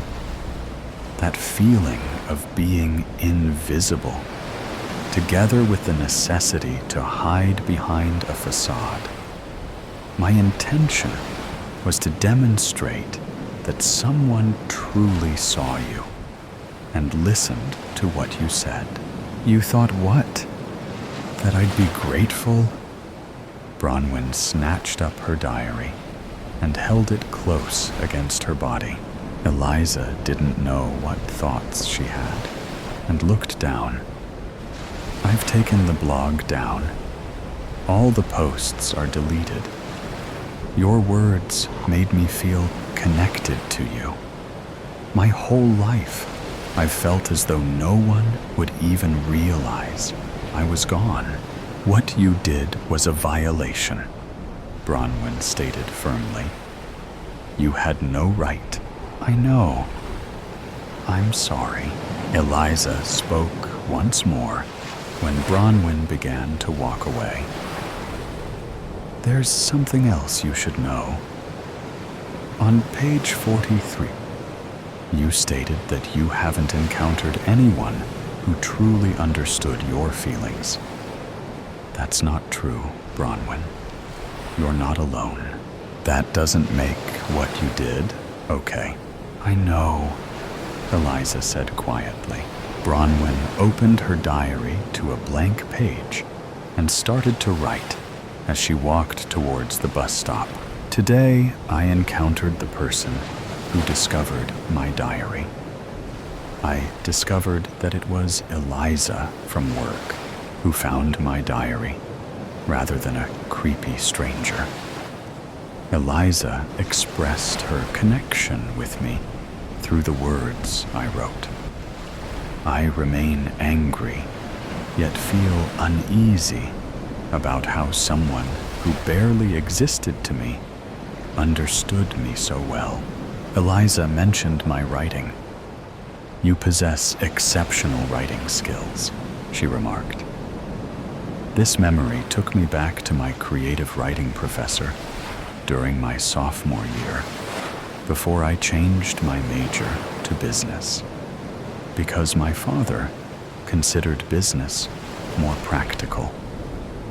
These pages represent the sole place where I've openly revealed my desire to write a novel. A week later, Bronwyn found a sealed envelope on her desk with a handwritten note. I understand if you decide never to speak to me again. If you ever do, I must inform you that I have begun writing too. Putting the invisible parts on paper sometimes helps people understand them better. E. That evening, she flipped to page 43 of her diary. I question whether there exists another person who experiences this same sensation of ghosting through their own existence. At times, I feel I could yell in a packed space without anyone listening to me. On Monday, Bronwyn took her usual bus. Eliza occupied the back seat as she wrote notes into her little notebook. Their eyes met briefly before Eliza quickly looked down. Bronwyn took the vacant seat next to Eliza. I got your note. I was sincere when I apologized, Eliza answered, with a voice so faint it was nearly inaudible. What are you writing? Bronwyn asked. Just thoughts. Nothing as eloquent as your words. Your words reveal things that otherwise stay hidden, Eliza resumed. Reading your diary felt as though someone had expressed my inner emotions in words. Bronwyn acknowledged that her actions were still wrong, while showing less anger. I know. After discovering your diary, I started writing my thoughts down myself. The act of writing my thoughts down became helpful after I read your January entry. Writing feels like breathing underwater because you discover air in an environment meant to choke you. Yes, your diary entries reminded me of your desire to write a novel one day. This story is about All the characters you've been imagining since childhood. Bronwyn felt her face flush. Those were private dreams she'd almost forgotten. Eliza said softly, "You know that you can do it." Your diary entries read like literature already.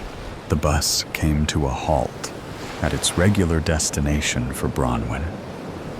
She decided to remain seated instead of exiting as the bus started moving. 6 months later, Bronwyn sat across from Eliza at their regular cafe table by the window, the same table where they'd had their confrontation. Bronwyn declared, "I finished it," while pushing the manuscript toward Eliza across the table. "All thanks to you." Eliza picked up the stack of papers, reading the title page. The Unwritten Pages by Bronwyn Miller. Their initial coffee meetings, which started cautiously, developed into both a genuine friendship and a creative partnership. They gathered every Tuesday evening to write, with Bronwyn working on her novel, while Eliza focused on poetry. Bronwyn announced, after taking a sip of her coffee, that she planned to send her manuscript to the literary agent they met at the writer's workshop. Eliza remarked on the strange way things come together. "The moment that brought us together happened because you left your diary on the bus stop." Bronwyn joined in with a playful grin, saying, "You were such a creepy stalker. I prefer to think of myself as the universe's extremely flawed messenger." Eliza's expression grew serious. "What drove me to give you back your diary was something you'd written about your dream to write a novel, but your fear that no one would want to hear your voice. Your diary entry revealed your dream of becoming an author, yet your fear held you back. I came to understand that I was reading the thoughts of an individual who possessed valuable insights, but doubted anyone would listen to them." That night, Bronwyn opened her original diary and flipped to the last page, where she started writing a new entry following her confrontation with Eliza. She went back to read her thoughts from 6 months prior. "I don't know if I'll ever fully forgive her, but today I understood something. The experience of being truly seen can evoke simultaneous feelings of fear and awe." Beneath those words, Bronwyn added, "Today I finished my novel." Sometimes the worst moments in our lives become doorways to the best ones. Sometimes a stranger becomes the friend who helps you find your voice. And sometimes being seen is exactly what you needed all along. She shut the diary softly because she was no longer fearful of its contents or the consequences of someone reading them. The words had served their purpose. They had guided her home to herself, nowhere to be found. "Timothy, sit down and shut up. Don't make me tell you again." "But Dad, I want to see how far I can jump." "Sit down." "But Dad." "Not here. Not now. Don't do this to me, Tim." The father exhales sharply, pressing 2 fingers to his temple. 3 hours. That's all he's asking for. 3 quiet, uneventful hours from Perth to Adelaide. No screaming kids, no feet kicking his chair, no running up and down the aisles, More specifically, could the one causing havoc please not be his own? Timothy crosses his arms, sulking. Flying is boring. Why couldn't they go somewhere fun, like Hollywood or Africa? Why did it always have to be Adelaide? Grandma would pinch his cheeks, and Dad would sit around drinking port with Grandpa. Their house smelled funny, and now he couldn't even test how far he could jump on an airplane. He shifts in his seat, eyes scanning the rows of passengers ahead. The seatbelt light is off. Maybe if he's quick, the father sighs, pinching the bridge of his nose. Timothy, I swear to God. He turns to his son's seat. It's empty. A second passes. Another. The father blinks. The air feels suddenly thick. He turns his head slightly, expecting to see Timothy crouching in the aisle, giggling. Nothing. His gaze darts to the seats ahead, searching for the flash of a child's movement. His pulse quickens. Tim, no response. The father unbuckles his seatbelt, scanning the cabin. Timothy isn't anywhere in sight. He grips the armrest, forcing a breath through clenched teeth. It's fine. It's a game. He stands up. Timothy, a few heads turn. A flight attendant passing by pauses. Sir, my son, he says quickly. He's not in his seat. She glances at the empty spot beside him. Perhaps he went to the restroom? No, he wouldn't. Not without saying something. Not without whining about having to go. The father moves toward the nearest lavatory, knocking hard. Timothy? No answer. He presses the button. The door pops open. Empty. A cold knot forms in his stomach. He checks the other lavatory. Then the one at the front. Then the one at the back. Nothing. His pace quickens. His breath turns shallow. He pulls open the overhead lockers, searching for... what? A hiding child? He doesn't know. He just knows Timothy isn't in his seat. Timothy isn't anywhere. He weaves through the rows, scanning every face, stopping at every child. No. No. No. The flight attendant approaches again, concern in her eyes. Sir, my son, he says, more forcefully now. He's missing. A ripple of murmurs spreads through the cabin. Another attendant joins the first. One of them touches his arm lightly. We'll help you look. Passengers glance up, some confused, others disinterested. A man 2 rows back frowns and mutters, I didn't see a kid sitting there. The father's head jerks toward him. What? The man shrugs. I mean, I just don't remember seeing a kid. Thought you were alone. The father stares. His vision narrows. His heartbeat pounds against his skull. What the fuck are you trying to do? Did you have something to do with this? The man drops his head, regretting getting himself involved.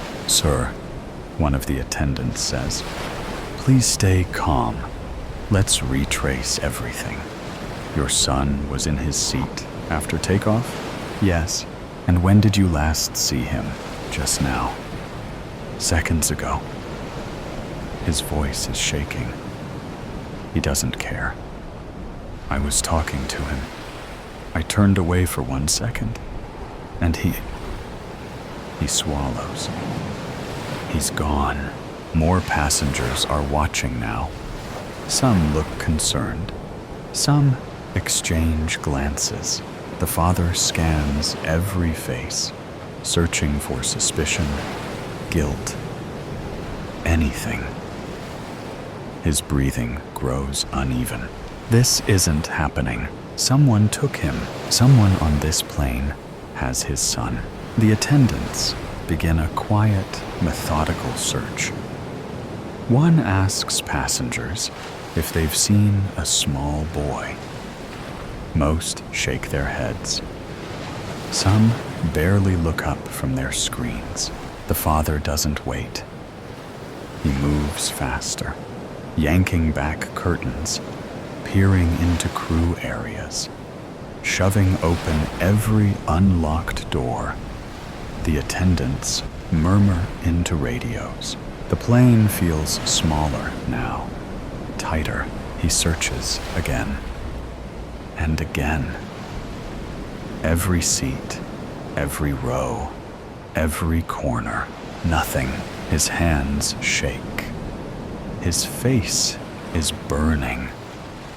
He moves up the aisle, scanning the faces again. Who took him? A woman reaches out gently. Sir, please. Timothy, the father shouts, voice cracking. Heads snap toward him. Timothy, answer me. Nothing. His pulse pounds in his ears. He stumbles down the aisle, knocking against armrests. Tim. His voice is raw now, desperate. Timothy, where are you? He reaches the cockpit door, slams his fist against it. My son is missing. Someone has my son. The attendants pull him back, whispering reassurances that mean nothing. He shoves past them, back down the aisle.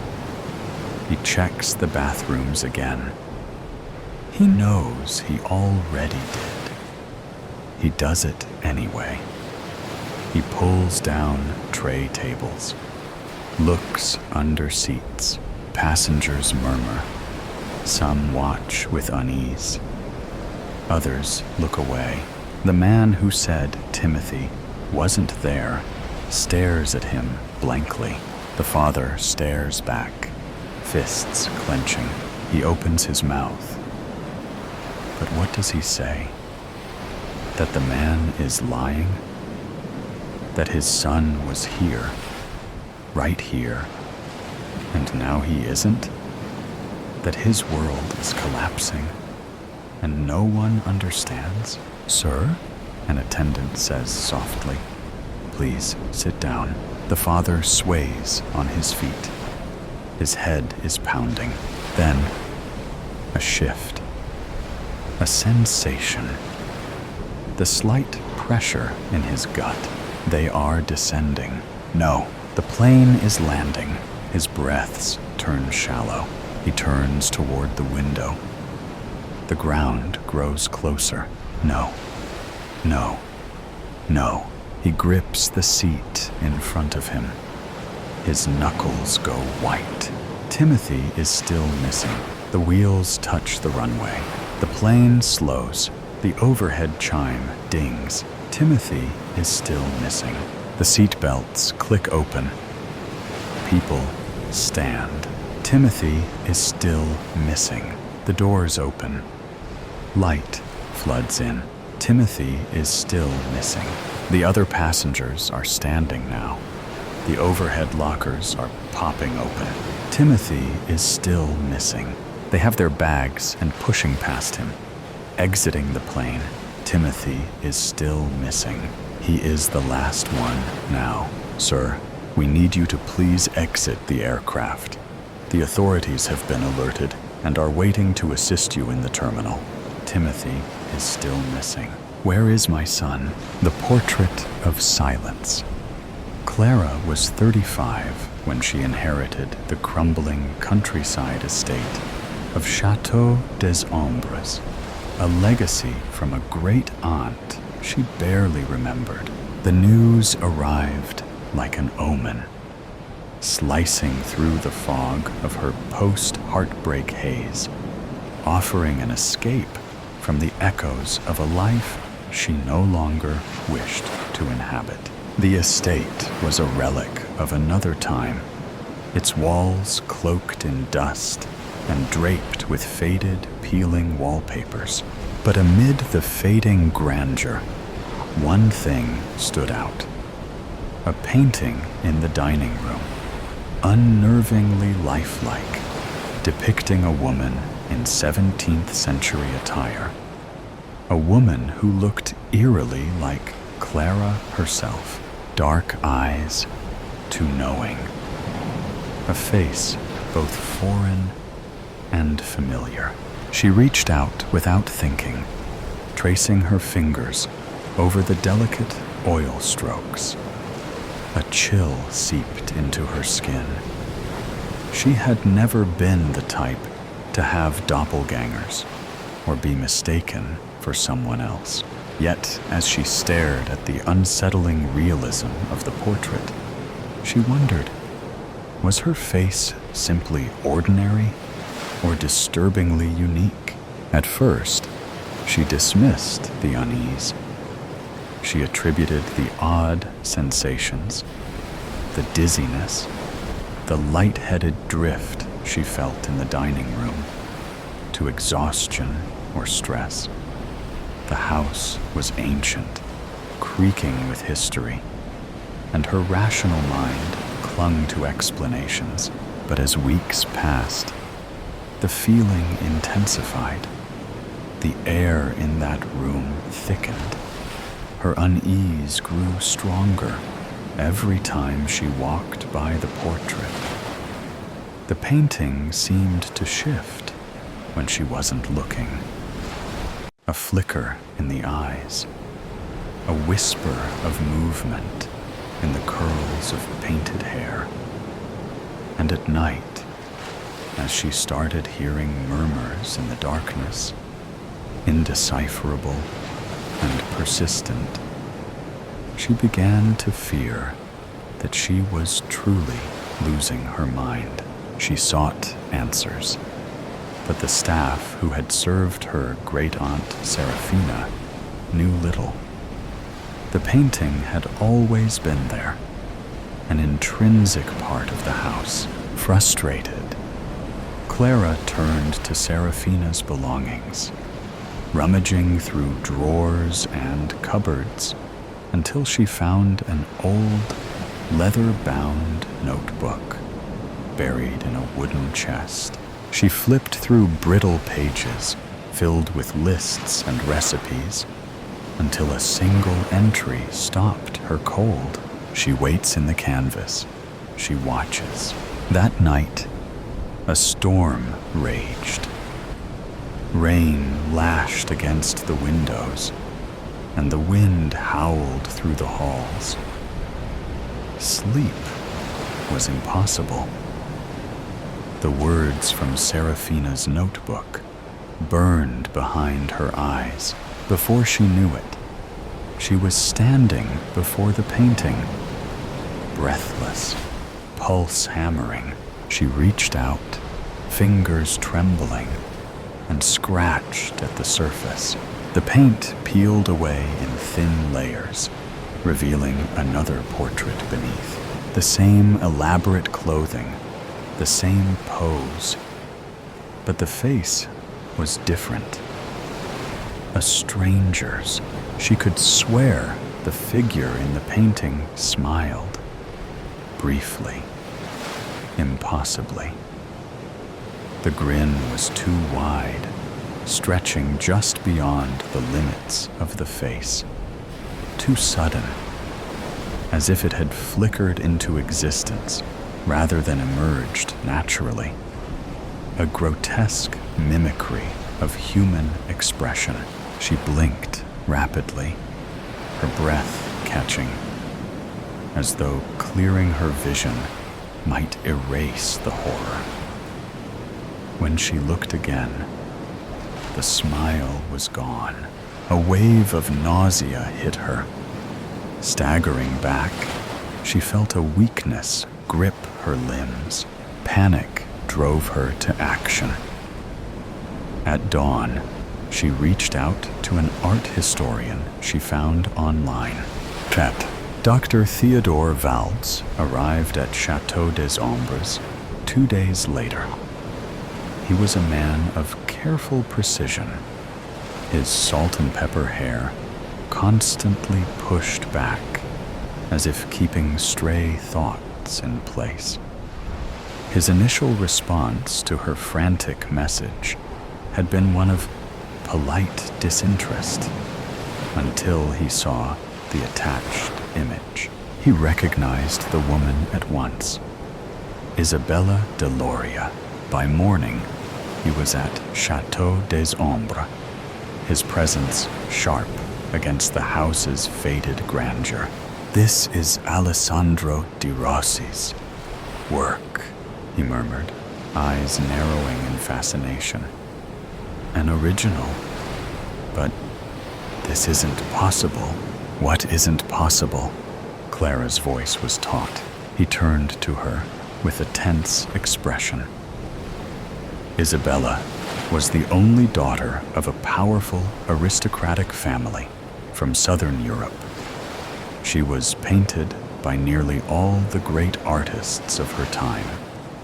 She was around 14 when she first posed for a portrait and vanished at age 22. No one knows exactly what happened to her, though there are many tales. But here, he continued, she looks older, much older. Clara led him to the torn fragments of the topmost layer, revealing the face that had been painted over.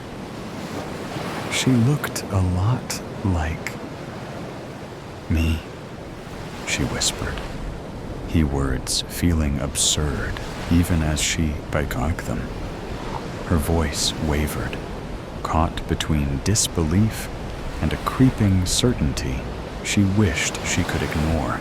Dr. Valdes exhaled sharply. The painting was altered, but why? And by whom? As they dug into history, the truth unfurled like a nightmare. The tale of Isabella's disappearance had long been attributed to a commoner's obsession.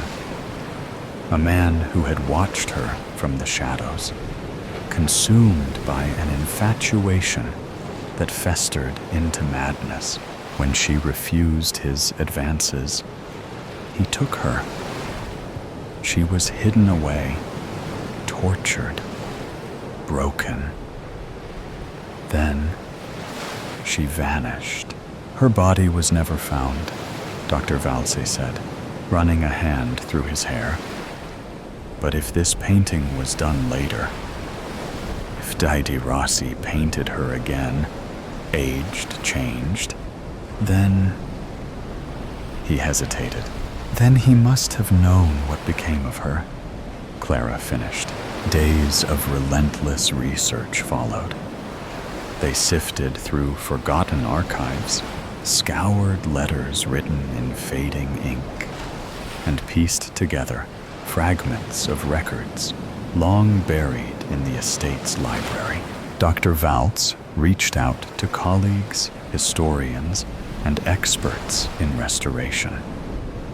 It was in an obscure 17th century art treatise that they found mention of a certain Di Rossi portrait. One never exhibited, one whispered about in hushed tones. rumored to hold something more than just pigment and canvas. There was never a commoner lurking in the shadows. The story had been a fabrication, a convenient myth. In truth, Di Rossi had never been commissioned to paint Isabella. He had offered his services for free, captivated by the chance to immortalize such a remarkable face. An unusual gesture for an artist of his stature. His fascination began as artistic admiration, but soon it twisted into something else. He became obsessed, haunted by her beauty, unable to capture it to his satisfaction. When Isabella sat for him, the proximity consumed him. He had to be near her. He had to possess her. She was never seen again. Several years later, Isabella succumbed to the horrors she endured in De Rossi's grip. Unable to let her go, he took her blood and mixed it with his red paint, binding her essence to the canvas. He had painted her into permanence, attempting to capture what was left of her before it faded completely. The painting had fed on those who gazed too long, who felt its pull. A cycle of replacement, over and over. Clara felt the truth settle deep in her bones. Dr. Valls turned to her, something dark flickering in his gaze. We must destroy it. They worked beneath the shroud of midnight, the flickering firelight casting restless shadows against the walls. The painting resisted, its surface trembling, as if something within fought desperately to hold on. Flames licked at the edges, hesitating, as if repelled. Then, with a sudden burst, the fire consumed the canvas, curling the centuries-old paint into ash. A wave of energy rippled through the room, dense, suffocating. And then, a scream, high, raw, inhuman, tore through the air, reverberating through the walls before fading into an eerie silence.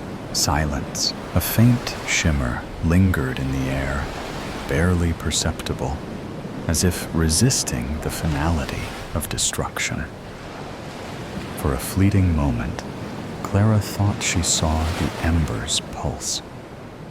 Not with fire, but with something else she couldn't explain. The house exhaled. The weight pressing against Clara's chest lifted. When the last ember died, only ash remained. Kat, Leah, and Dave arrived early at Chateau des Ombres, barely containing their excitement at finally purchasing their dream home. By the time the real estate agent arrived and began unlocking the heavy front doors, they had already taken in the surrounding land, giddy with possibility. They had heard about the disappearance of the previous owner, a woman named Clara. The house had been unoccupied since. Eagerly, they explored the dim hallways, the grand staircase, the candlelit chandeliers. Then, in the dining room, they stopped. There, above the fireplace, hung an old portrait. A woman in 17th century attire, hands folded neatly in her lap. Her eyes were dark and deep, her expression impossibly lifelike. Leah frowned, tilting her head. Something about the portrait unsettled her. Not fear, but familiarity, a strange tug in her gut, a whisper of recognition just beyond reach. That's strange. She looks a bit like... She stopped, heart hammering. How exquisite. The woman in the painting did look a lot like Leah, they both agreed, and for the briefest moment, she swore she saw the lips part, forming a sudden, unnatural smile. Behind them, the door clicked shut. When the world went gray. Prologue. Joy. Happiness. Life. Creation. The spark of beginning. The heartbeat of Earth itself. The endless manifestation of color and beauty and light, blossoming, growing, unfurling into something infinite. And then, one day, nothing. The world, once bursting with radiance, was swallowed whole, devoured by an oblivion so complete that even memory faded to grayscale, leaving behind only the cruel, inescapable taunt of black and white, a silent mockery of what once was, shadows of what had been clung to the charred land beyond our shelter, reaching with desperate fingers toward a sky that had long since turned its back. And as the relentless nothingness took and took and took, we were left only to bear witness, to suffer in the empty remains of what we had destroyed. And as the world faded to monochrome, I became one of the countless shades of despair. Our city, once flooded with bustling citizens driving cars of every color, is reduced skeletal frames of buildings and cracked roads. A cruel reminder of the countless nights I spent, sleepless, hidden away in my attic, thriving off the colors coating my paint palette. The word around us hasn't just been burned. It's been erased. The vibrancy stripped away. I look around our underground shelter, and for people struggling to survive, everyone was perfectly content with making conversation from the concrete where they sat, as if they weren't on their deathbeds.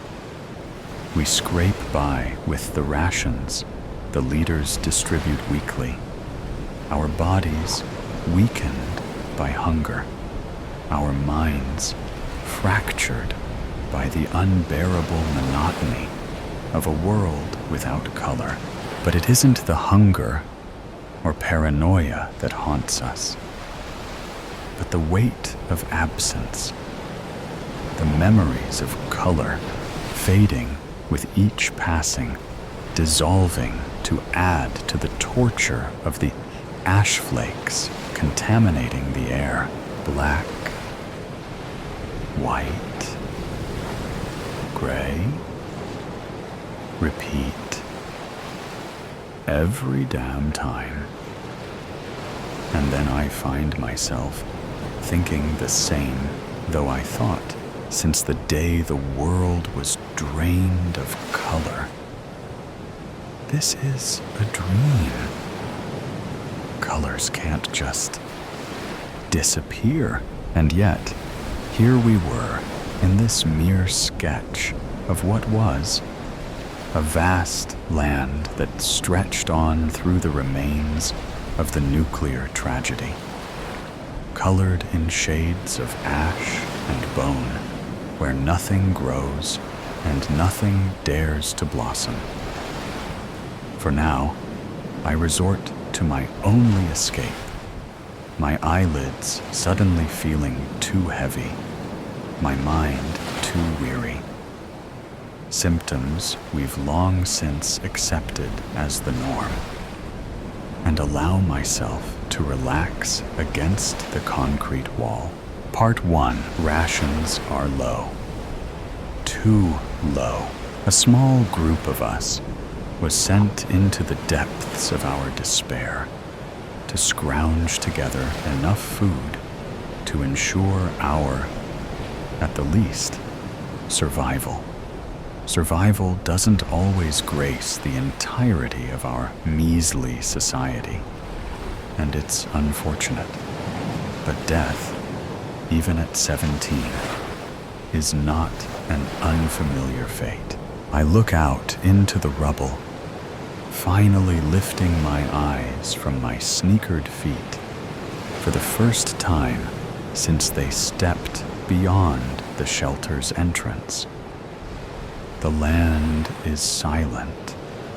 The only sound, the crunching of boots landing against who knows what, and the whipping wind nipped at my skin, scattering my once auburn-streaked hair across the back of my jacket.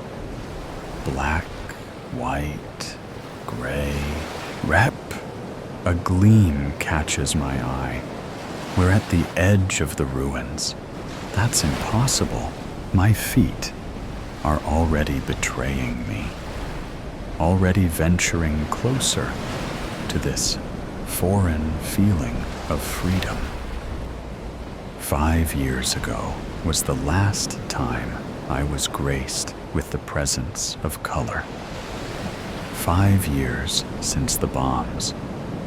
5 years since this world was diminished to a mere grayscale. 5 years. For color to still exist would be out of the question. I track the glistening spark of hope, forcing my eyes to stay open, forcing my feet one in front of the other until, where'd it go? I blink. Scanning the scene, my eyes dart frantically from each piece of Colorly's scrap to the next. Come on. Come on. Come, nothing. The unmistakable feeling of wilted grass prickles at my knees as they hit the ground where it was. The hope of color in an achromatic world slipped through my hoary fingers like sand slipping through the grasp of the ocean's spray continuously. Elara? Sienna, one of the other young scavengers asked, kneeling down in front of me. You okay? I blink back tears I didn't know were welling, forcing composure I don't have, even as I feel the feather-light touch of Sienna's hand on my shoulder.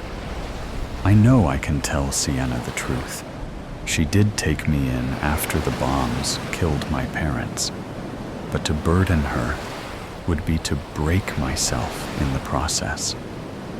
Yeah, my voice is breathy, as if I'm questioning my own answer, while letting the first one that comes to mind slip past my lips. If anyone is going to believe me, it's going to be her. She is the only family I have left, after all. I thought I saw color. Sienna's muted, but still striking. Once blue eyes go wide, clawing to clench onto the sliver of hope and clinging onto it. like a lifeline. Anything, everything. She leans closer, the shoulder-length, ashy hue filling her head, now slipping past her ear. If anyone can find it, it's you. She said it like it was the easiest thing in the world. But that was just the way Sienna made everything seem. Easy. Like it wasn't the sight reignites a desperate hope, a longing to believe that life in its fullest form is not truly gone. Part 2. I can't pretend like it didn't happen. I can't unsee it. I know it's risky. I know there are people here who need every last bit of help they can get. But if there's a better, beautifully vivid world out there, inching to be found, it needs to be found. So here I am, in the thick, inky embrace of the dead of night, my fingers curling tightly around the worn, chilled rungs of the ladder that stretches upward like a fragile, rust-bitten bridge to a world I have long since sworn, with every fiber of my being, to unravel, to tear apart piece by piece, if that's what it takes, all in pursuit of that elusive, flickering glint. Something small, something distant, something that once dared to catch and hold the fleeting light of a bleached and weary sun. Because if there is one truth I refuse to let slip through the cracks of time, it is that color, in all its wild, untamed brilliance, is not just an indulgence, not merely an ornament to be admired from afar, but a necessity, a lifeblood that the world not only craves, but deserves to be drenched in, to be wholly consumed by. And if it is within my grasp to bring it back, to pry it from the hands of whatever force dares to smother it, then I will chase it, seize it, and deliver it without hesitation, no matter the cost. Singed, sealed, delivered. Address: a monochrome world once called Earth, surrounded by rubble. I step out into the spotted sky and let the chill of a rare wind smack me right in the face, a stark contrast to the warmth seeping across my chest. I shake my head at myself and how I utterly disregarded the warnings of the other survivors, and so effortlessly snuck out of the security of our shelter into the wasteland. So eagerly, I glance around the land stretched out before me, waste crowding the ground and ashes polluting the air. And I swear the hues of gray, now illuminated by stars and a moon, that appeared as dots and a waning semicircle, were darker than black, everything meshing with the ink-stained sky. I will find it. I'll find it, if it kills me. I will. Then, just beyond the endless stretch of night, a shimmer, the faintest trace of warmth against the cold monotony. It's real, I murmur, though no one is around to overhear. It has to be. Part 3. I walk for hours. and it still feels like I've gone nowhere. I'm still surrounded by the gray void, still surrounded by remains of a better life, and still with the shimmering speck of hope before me, not stopping. The landscape is an endless graveyard of the past. Twisted steel, collapsed buildings, and roads that crack beneath my feet stretch on like the bones of a forgotten civilization. Everything is still. No birds cry overhead. No wind whispers through trees. Because there are no trees left to whisper through. The silence is heavy, pressing against me like the weight of the sky itself. I huff, pressing my back against a crumbling door, not bothering to look at the house, but rather the swing set across the road, peering intently as it swings back and forth in the stillness of night, moved by something unseen. Perhaps the ghost of the child who cherished it.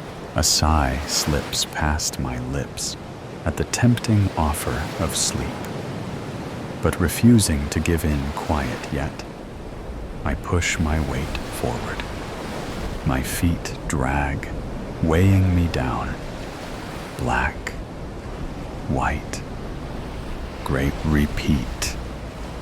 It's infuriating that I can't close the distance between me and my last hope of color. My eyes snag on a reflection in the road.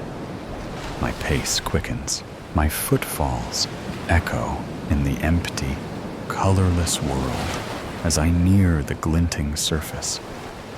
A mirror, cracked, dirt-speckled, abandoned in the middle of the road, like it doesn't belong.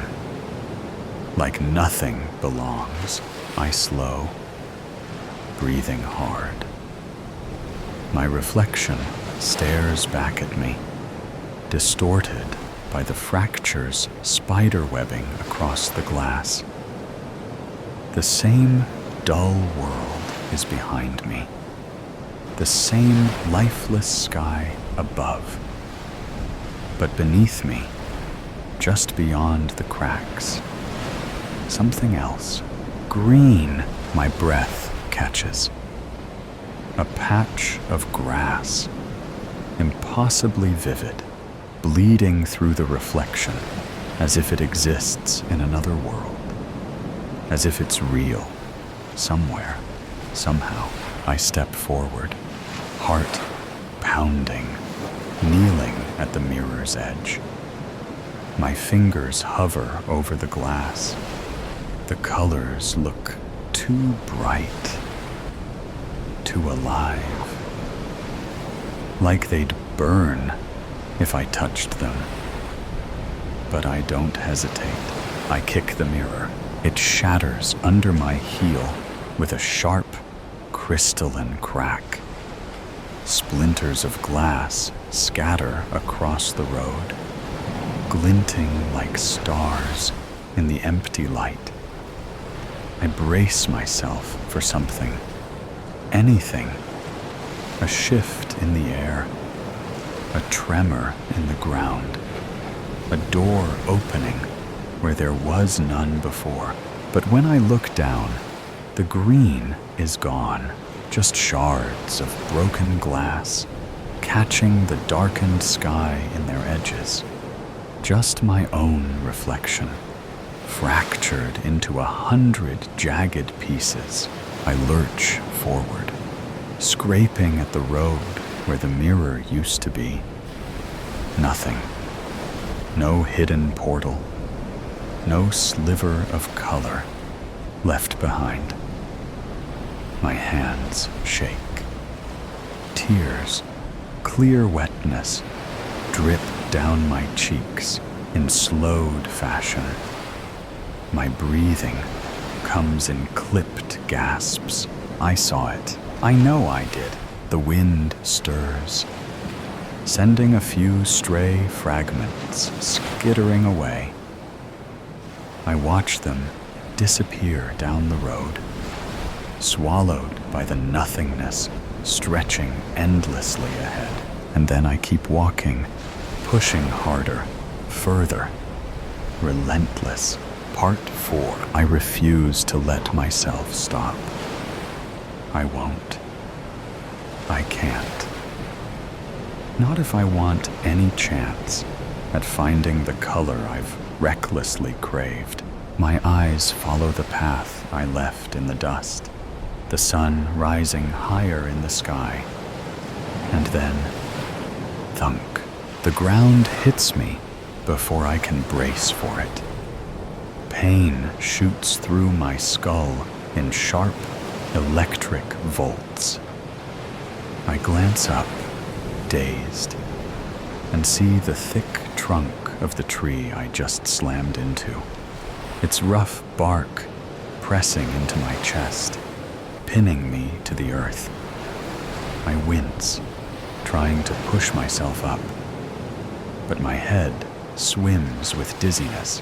The tree stands tall, towering over me like an ancient sentinel, its branches casting long shadows in the early morning light.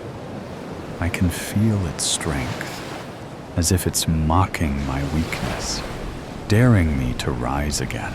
I press my palms to the ground, leaves crunching beneath them, and accept this tree's challenge.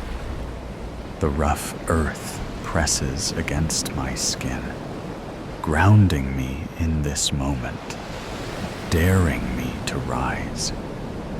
A chill runs through my spine as I push myself up, dirt clinging to my fingertips. The air is thick, damp, charged with something unseen but undeniable.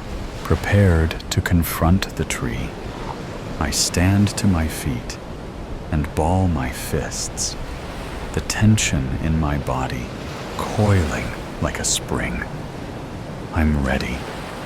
My knuckles tighten, breath steadying, until a sharp, almost imperceptible sting pricks at my palm. Crunch. My hand flattens instinctively, fingers twitching as I feel the sensation spread. The leaves, crisp and brittle, stick to my skin like they belong there. A brief annoyance flickers through me, and I almost brush them off without a second thought, until something stops me cold. The color, not gray, not black, not the dry, lifeless husks of darkness. These leaves are green. It's faint, fading, dying, but it's there. The realization steals the breath from my lungs. Green here, among the decay. Color still exists, but it is fading. The world is not truly black and white. It is dying in slow motion. The nuclear bombs did not erase color. It severed life's connection to it, leaving only those who remember it to witness its vanishing. A smirk, one I haven't worn since the day of the bombs, breaks across my lips. It all makes sense. I have to find the color. I have to find the...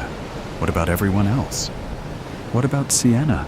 I cut myself off, bending to gather a handful of dull leaves from the ground.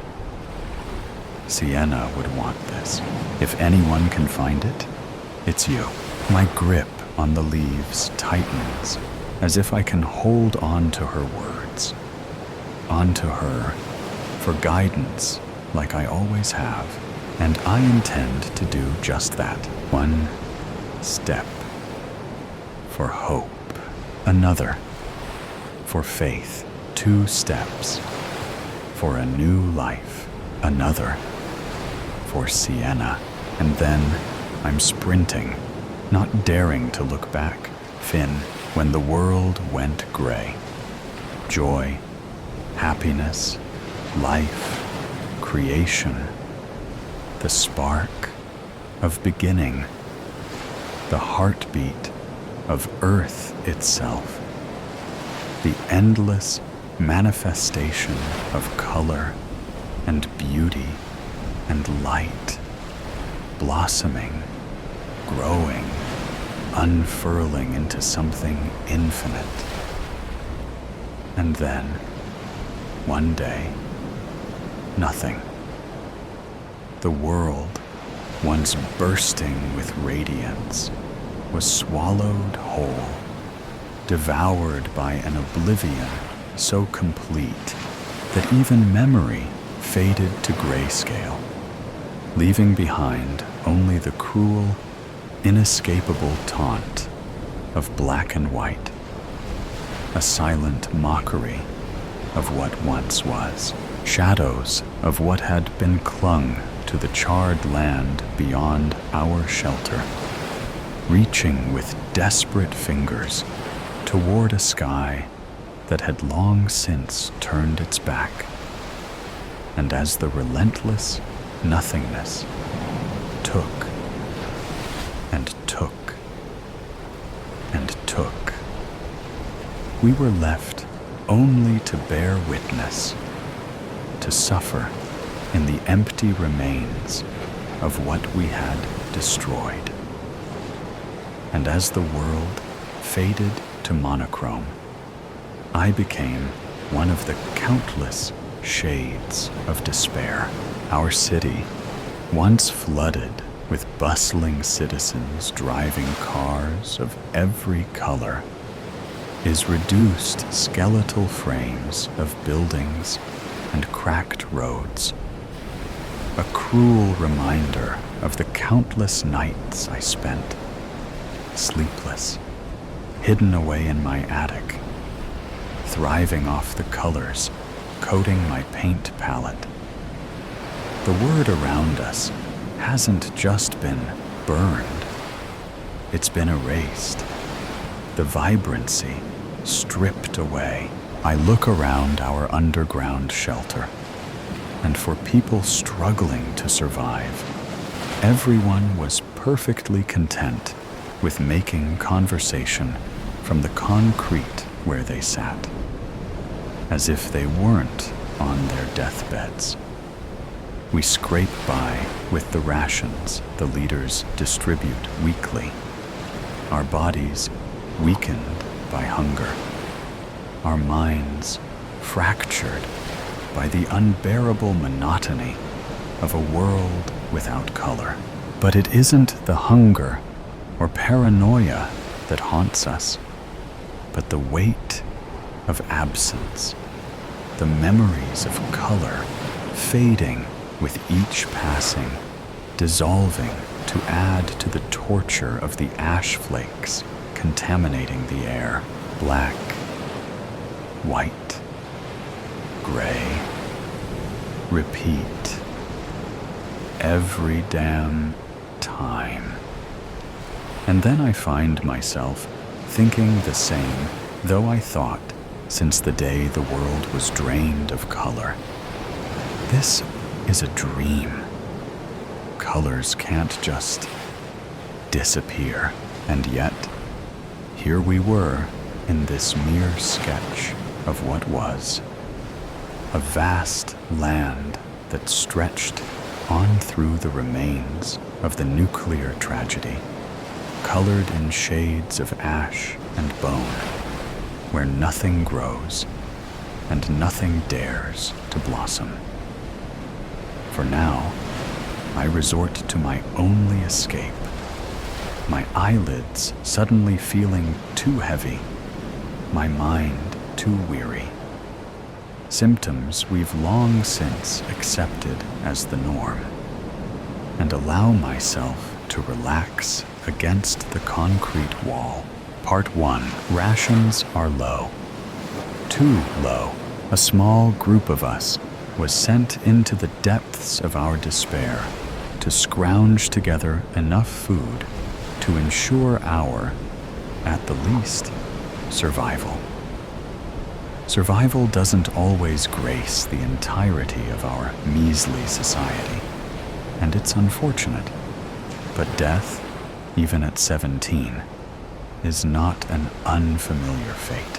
I look out into the rubble, finally lifting my eyes from my sneakered feet for the first time since they stepped beyond the shelter's entrance. The land is silent. The only sound, the crunching of boots landing against who knows what, and the whipping wind nipped at my skin, scattering my once auburn-streaked hair across the back of my jacket. Black, white, gray. A gleam catches my eye. We're at the edge of the ruins. That's impossible. My feet are already betraying me, already venturing closer to this foreign feeling of freedom. 5 years ago was the last time I was graced with the presence of color. 5 years since the bombs. 5 years since this world was diminished to a mere grayscale. 5 years. For color to still exist would be out of the question. I track the glistening spar of hope, forcing my eyes to stay open, forcing my feet one in front of the other, until, where'd it go? I blink. Scanning the scene, my eyes dart frantically from each piece of colorless scrap to the next. Come on. Come on. Come. Nothing. The unmistakable feeling of wilted grass prickles at my knees as they hit the ground where it was. The hope of color in an achromatic world slipped through my hoary fingers like sand slipping through the grasp of the ocean spray continuously. Elara?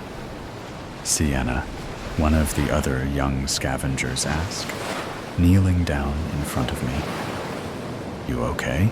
I blink back tears I didn't know were welling, forcing composure I don't have, even as I feel the feather-light touch of Sienna's hand on my shoulder.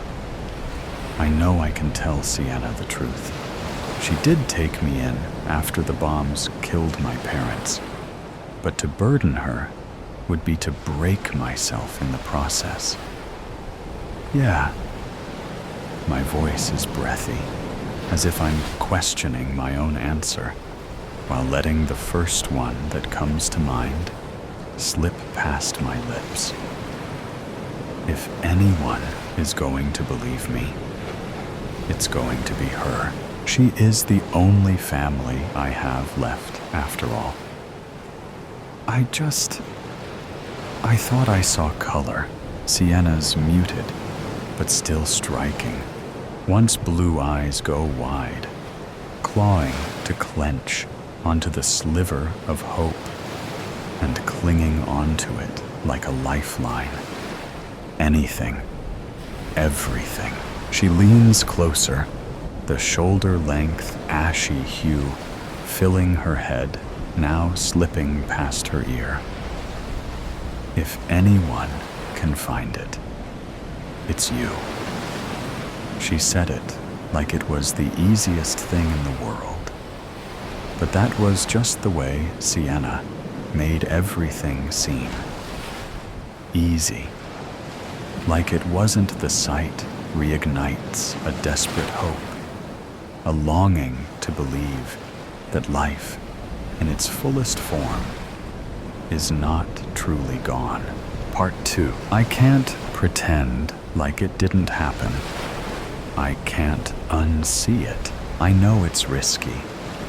I know there are people here who need every last bit of help they can get.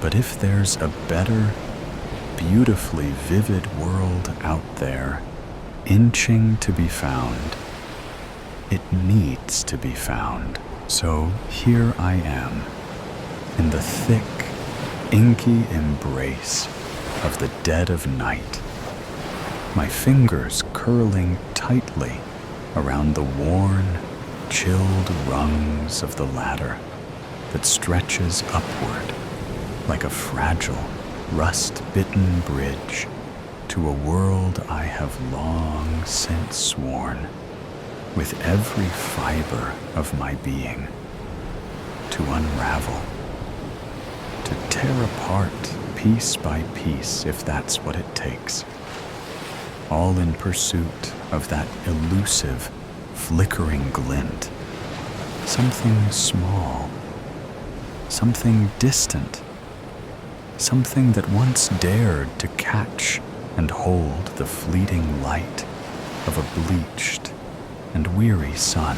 Because if there is one truth I refuse to let slip through the cracks of time, it is that color, in all its wild, untamed brilliance, is not just an indulgence, not merely an ornament to be admired from afar, but a necessity, a lifeblood that the world not only craves, but deserves to be drenched in, to be wholly consumed by. And if it is within my grasp to bring it back, to pry it from the hands of whatever force dares to smother it, then I will chase it, seize it, and deliver it without hesitation, no matter the cost. Singed, sealed, delivered. Address: a monochrome world once called Earth. Surrounded by rubble, I step out into the spotted sky and let the chill of a rare wind smack me right in the face, a stark contrast to the warmth seeping across my chest. I shake my head at myself and how I utterly disregarded the warnings of the other survivors, and so effortlessly snuck out of the security of our shelter into the wasteland so eagerly.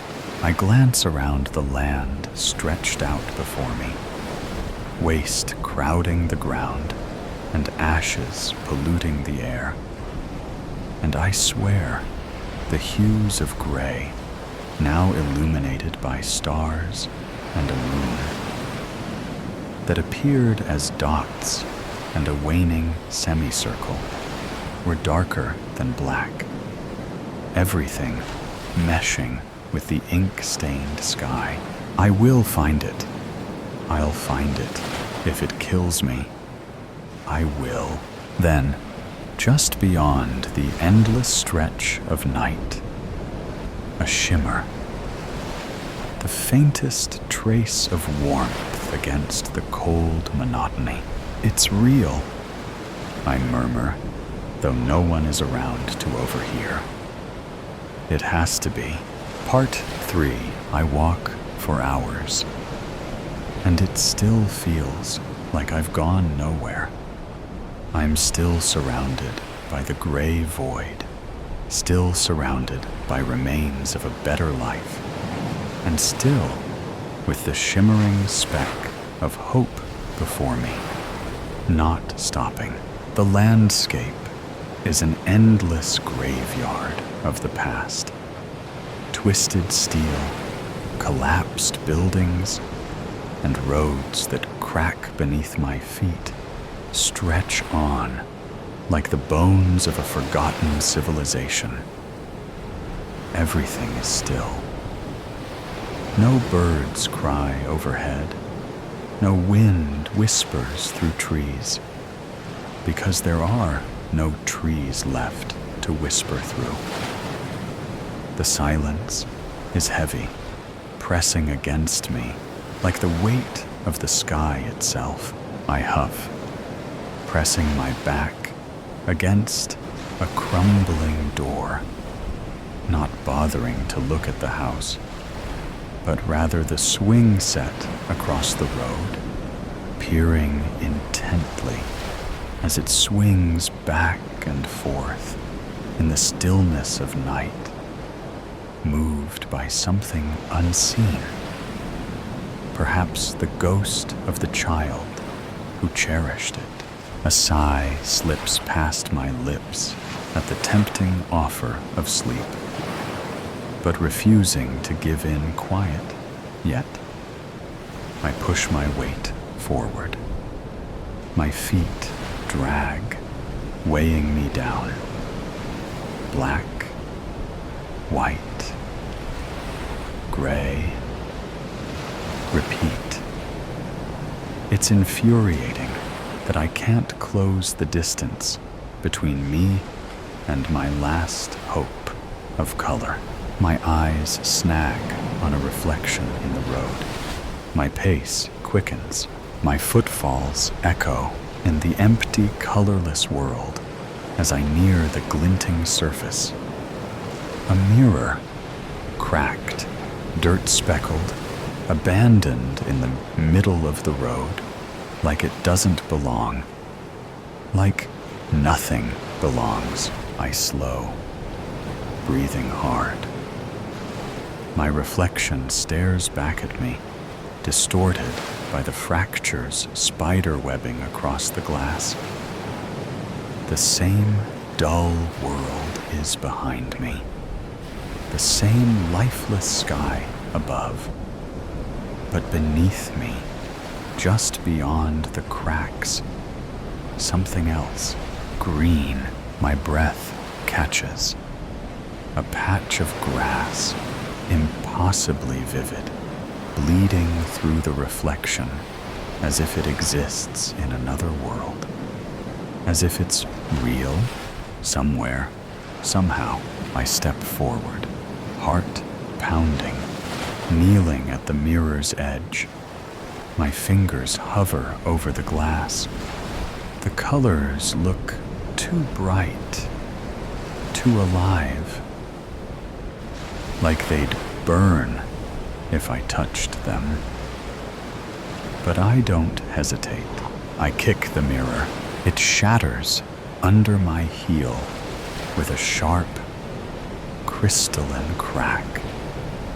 Splinters of glass scatter across the road, glinting like stars in the empty light. I brace myself for something, anything. A shift in the air, a tremor in the ground, a door opening where there was none before. But when I look down, the green is gone, just shards of broken glass, catching the darkened sky in their edges. Just my own reflection, fractured into 100 jagged pieces. I lurch forward, scraping at the road where the mirror used to be. Nothing. No hidden portal. No sliver of color left behind. My hands shake. Tears, clear wetness, drip down my cheeks in slowed fashion. My breathing comes in clipped gasps. I saw it. I know I did. The wind stirs, sending a few stray fragments skittering away. I watch them disappear down the road, swallowed by the nothingness stretching endlessly ahead. And then I keep walking, pushing harder, further, relentless, Part 4. I refuse to let myself stop. I won't. I can't. Not if I want any chance at finding the color I've recklessly craved. My eyes follow the path I left in the dust, the sun rising higher in the sky. And then, thunk, the ground hits me before I can brace for it. Pain shoots through my skull in sharp, electric volts. I glance up, dazed, and see the thick trunk of the tree I just slammed into. Its rough bark pressing into my chest, pinning me to the earth. I wince, trying to push myself up, but my head swims with dizziness. The tree stands tall, towering over me like an ancient sentinel, its branches casting long shadows in the early morning light. I can feel its strength, as if it's mocking my weakness, daring me to rise again. I press my palms to the ground, leaves crunching beneath them, and accept this tree's challenge. The rough earth presses against my skin, grounding me in this moment, daring me to rise. A chill runs through my spine as I push myself up, dirt clinging to my fingertips. The air is thick, damp, charged with something unseen but undeniable. Prepared to confront the tree, I stand to my feet and ball my fists, the tension in my body coiling like a spring. I'm ready. My knuckles tighten, breath steadying, until a sharp, almost imperceptible sting pricks at my palm. Crunch. My hand flattens instinctively, fingers twitching as I feel the sensation spread. The leaves, crisp and brittle, stick to my skin like they belong there. A brief annoyance flickers through me, and I almost brush them off without a second thought, until something stops me cold. The color, not gray, not black, not the dry, lifeless husks of darkness. These leaves are green. It's faint, fading, dying, but it's there. The realization steals the breath from my lungs. Green here. Among the decay, color still exists, but it is fading. The world is not truly black and white. It is dying in slow motion. The nuclear bombs did not erase color. It severed life's connection to it, leaving only those who remember it to witness its vanishing. A smirk, one I haven't worn since the day of the bombs, breaks across my lips. It all makes sense. I have to find the color. I have to find the, what about everyone else? What about Sienna? I cut myself off, bending to gather a handful of dull leaves from the ground. Sienna would want this. If anyone can find it, it's you. My grip on the leaves tightens, as if I can hold on to her words, onto her, for guidance, like I always have. And I intend to do just that. One step. For hope, another. For faith, 2 steps. For a new life, another. For Sienna, and then I'm sprinting, not daring to look back. Colorless heart. Set your story in a world that has lost all color. Colorless Heart by Lucy Apatow. Marie roused from sleep in the double bed inside the Paris Hilton Hotel. She sank into the comfort of the silky sheets and the fresh fabric smell. A smile splashed across her face, unable to open her eyes just yet. Freedom at last. Just her. No one else. No jumping on eggshells. Not being caught off guard. No secrets. No lies. Just Marie. No other soul in this room. Away from him. But it wasn't only about liberation. It was about protection. Keeping her loved ones safe. She had to keep them alive. And this was the only way. Freedom for herself, but separation from her loved ones. But that one person foremost in her brain. Salvatore. Marie had recently attended a gun range and learned how to fire a gun, just in case. She never knew when she might need to use it. It was about protection. The alarm on her mobile phone jerked her fully awake. A yawn filtered through as she slowly opened her eyes and spotted her phone on the dull black bedside table that had been brown yesterday. The white cushions that had been hues of purple. The black curtains that had been taupe. The ash-black carpet beneath the bed that had been gray. And the black sky through a gap in the window curtain that had been blue.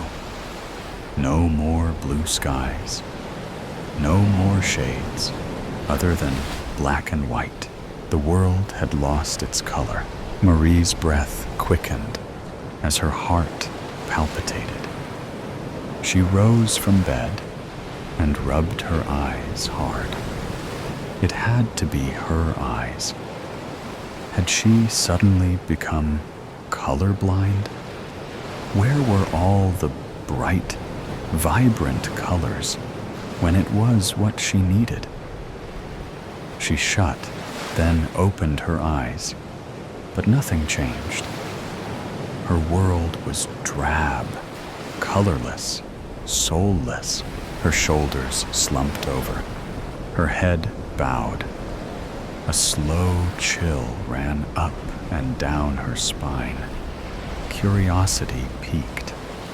Her skin reddened and turned hot. She had no choice but to be here in this colorless world. What had happened overnight to turn her entire world into a shroud of darkness with only black and white in its midst? Marie wandered outside the hotel, lost in a world where she knew no one. She had left Melbourne to make a fresh start in Paris, so nobody would find her. So he couldn't find her. She couldn't believe having woken up in a with shades of gray and black blocking her view of natural color, light, and even shades of gray. A bench with a view of the River Seine looked inviting as she made her way over, put her bag down, and stared at the calm ripples with a view of the majestic Eiffel Tower. Sailing boats anchored in the water, bunched up trees, and riders swinging their arms inside canoes. The wind scraped her face in the winter. Nothing but black and white. Marie flashed back to her former life. Back home, where she worked as an interior designer, married to a man she didn't love, and friends who would most likely understand her escape. Yesterday, her world was dark, but today, after she awoke, it became darker, grittier, and scarier. Did this lack of color mean something? Could she no longer design with color to refresh old homes or design new ones if she wanted to start over in France? She had not rung anyone except her best friend Helena about her sudden escape for their own protection. With a call from a burner phone, she announced her safe arrival. "Do you have color? Or has the world changed?" Helena replied.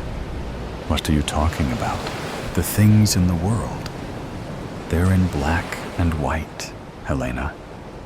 I woke up this morning and nothing was in color. No blues, browns, pinks, purple, yellows, or any color. All gone. Is Melbourne the same? Don't be silly, Marie. We still have color. Have you become colorblind? Had your eyes checked? You couldn't have become colorblind in an instant. Go get them tested. Oh, and please stay safe. I don't know when I'll call you next. You know how he is. He could be tracking this conversation, even if it's on a burner phone. I love you, Marie. And I'm glad you're safe now. One day, we'll be together again." Marie fought back tears after ending the call. She would miss her loved ones, but she still didn't get what was going on. Was she the crazy one? Or did only Paris lose its color? With a sigh, Marie rose and made her way back to the hotel, knowing she'd have to find herself permanent residence. As she crossed the wide road, a towering man brushed her shoulder. "Oh, sorry." He locked eyes with her and walked ahead of her on the other side of the road. His broad shoulders and black eyes made her shudder, stopping in his tracks. "I have a message to give you." She angled her head. "Who are you?" "Here, take this," he said. She retrieved the note. He watched her. Who the hell was this guy? And why was he making her nervous? "Who are you?" "I'm just the messenger, lady. Read the note." "Who sent you?" He inched his way closer. Benny did. "Now read the note." "No. Not again." He found her. Would this bastard ever leave her alone? With a shuddering breath, she unfolded the note, her hands shaking and the back of her neck sweating. Bits of her skin prickled. What was this? She had to be dreaming as she read the note. Her vision blurred, as if the words weren't real. The threat wasn't real. "Meet me in front of the Louvre tomorrow morning, 9 a.m. sharp, or someone you love dies." The same old threats again. How did he find me? The man bared his crooked teeth with a smile. He swaggered off into the distance. It wasn't over. It never would be. The next morning, Marie paced her steps towards the Louvre, a queue that was a mile long. She wondered if anyone would ever reach the entrance to the museum. The glass panels of the building distracted her from the enemy she was about to meet. Each step drew her closer to the devil. When would it end? Her breath hitched as she stepped on uneven ground, razor-sharp pain cutting into her lower back as she fought the gust of frozen wind. She had to free herself. But how? He would always find her, threaten her, obsess over her, and abuse her. She'd been abused for 3 torturous years. Storm clouds brewed when Marie drew closer to the swarms of people. It was almost 9 o'clock, and passers-by stared at her as if she as an alien. Was it obvious she was heading towards her death chamber, to her dreaded foe? A cold caress at the back of her neck made her freeze in her spot. She turned. It was him, Benny. In all his wealthy glamour, the bastard wore a black tie, black buttoned-up suit jacket over a black cashmere jumper with black pleated pants over Italian leather shoes. He smelled rich. "Follow me," he said, as he prodded her towards an unknown destination. They walked in silence as his intermittent glares unnerved her. The squeeze of his arm draped through hers, leaving bruises, but she said nothing. His pinch at the back of her neck made her flinch, but she said nothing. The push and pull of her hair strands made her want to cry out, but she didn't. Hidden pain to display her fake strength. When finally, she sat down outside the cafe with its outdoor setting, he ordered hot drinks and croissants. No one does what you did and gets away with it. She swallowed, her lip trembling as she stared past him. "Please don't hurt him," he chuckled and threw his head back, his stained white teeth prominent. Flicking a cigarette over an ashtray, he tilted his head. "You're lucky I love you, Marie. If I didn't love you, you'd be dead by now. But you ever try something like this again, and I won't hesitate to slash your throat, feed your decrepit body to the fish in the Seine River. Got that?" She nodded, a black spot clouding her vision. Puffs of smoke floated towards her and made her cough. Not that he cared. He was a narcissist. He retrieved his phone. "Watch this. No, I mean business, Marie. I don't blow damn smoke up my arse." She gripped the phone and saw him, tied up to a chair, gagged, beaten, tortured.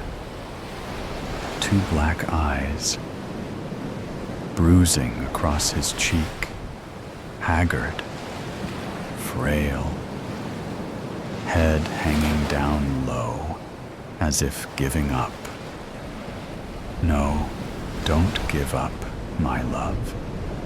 Never give up." A gasp of air grounded her.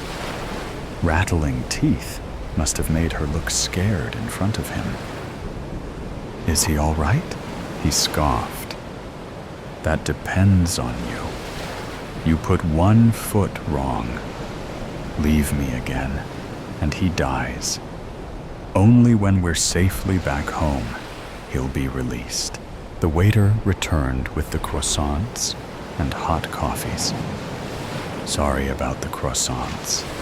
They're a little overcooked, but these are more their natural yellow. Marie winced. But those croissants are black, not yellow. He waved a hand. Don't mind her. She's the constant joker. But no worries. We'll have them as they are. The waiter nodded. Black, you say? Benny glared. Leave us. The waiter walked off with a curious gaze. He turned to her. What is wrong with you? Can't you see the color of the food? How could he not see what she was seeing? What was wrong with her? No, everything is black and white. I don't see color anymore. He laughed. Are you telling me you don't?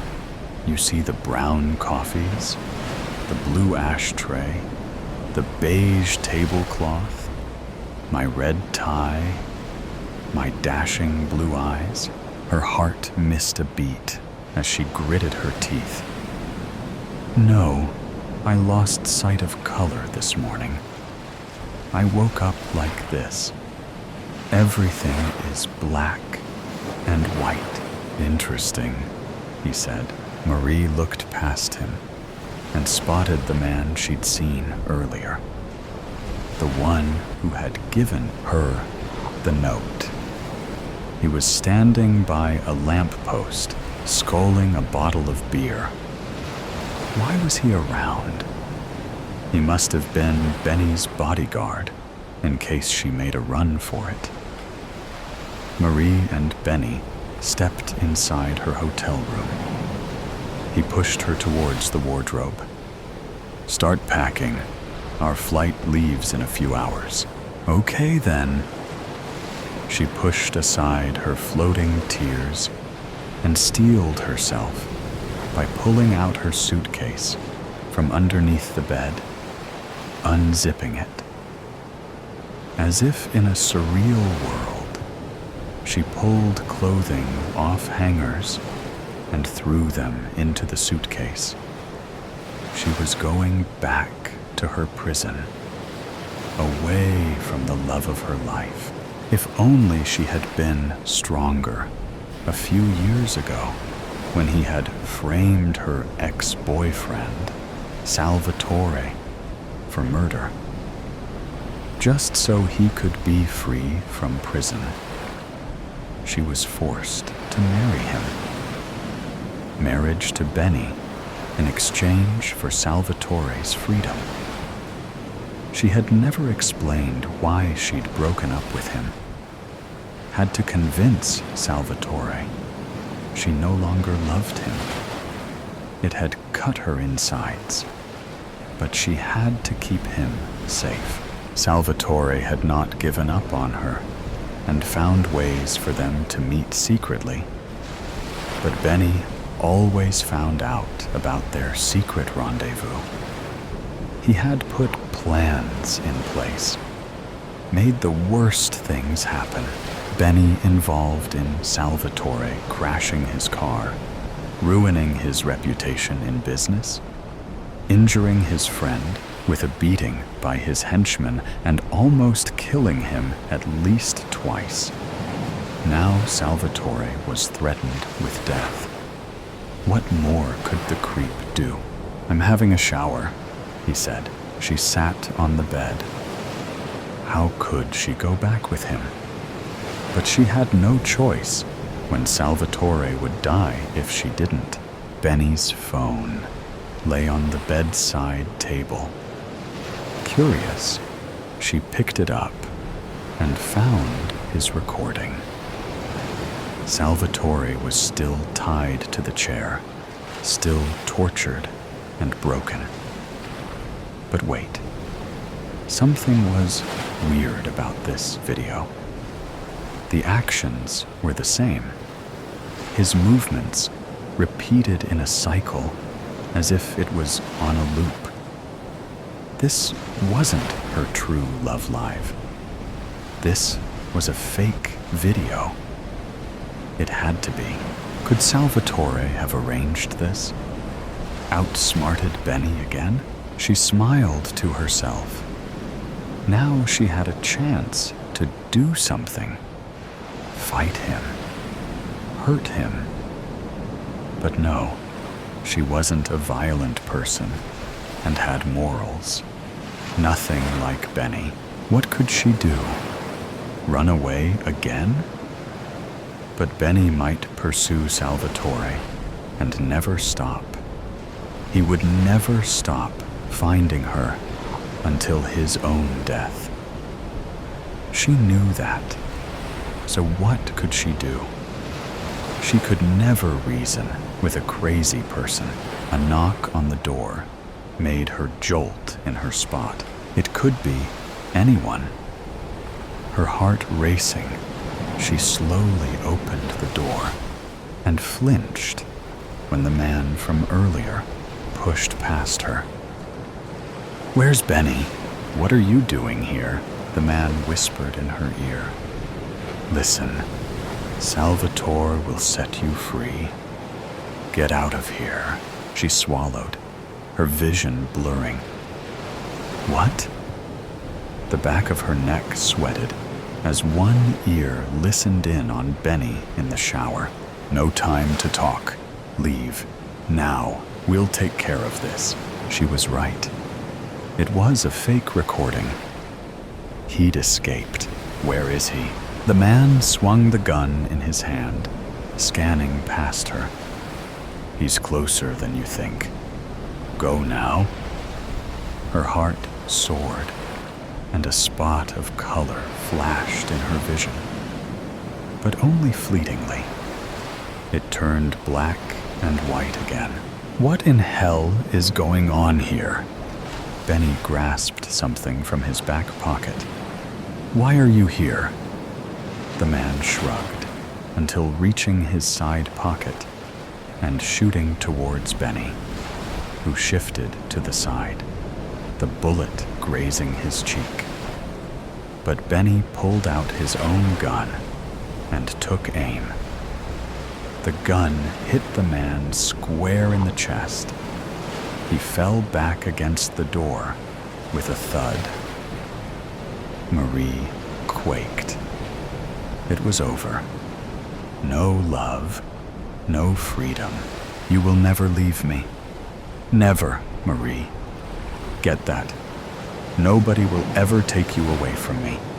Grab your things. Hurry up." He shifted the strange man's body to the bathroom, blood pouring out of him like a tap. When he returned, Benny shoved her aside and flung the remainder of her clothes into the suitcase. "Now zip it up and let's leave pronto." He sat on the sofa and scrolled through his phone. A call to one of his stupid thugs. Goosebumps swarmed like insects over her arms as a dull ache at the back of her neck made her queasy. This had to stop. Slowly zipping up the baggage. A shuffling sound underneath the bed made her think she was hearing things. But no. She spotted a shoe protruding from the corner as someone glided further to the edge near the bedside table. Salvatore appeared and placed a finger across his lips, hefting a gun. She moved towards Benny, pulled the suitcase off the bed, and retrieved her bag. "I'm ready." Salvatore flung himself in the open and approached Benny with an aim of his gun. "Put your hands up. Now." Benny flinched. "You have a death wish, don't you? You might have got away from my men, but you'll never win this war. I will fight you to the death, Benny. I don't care if I die.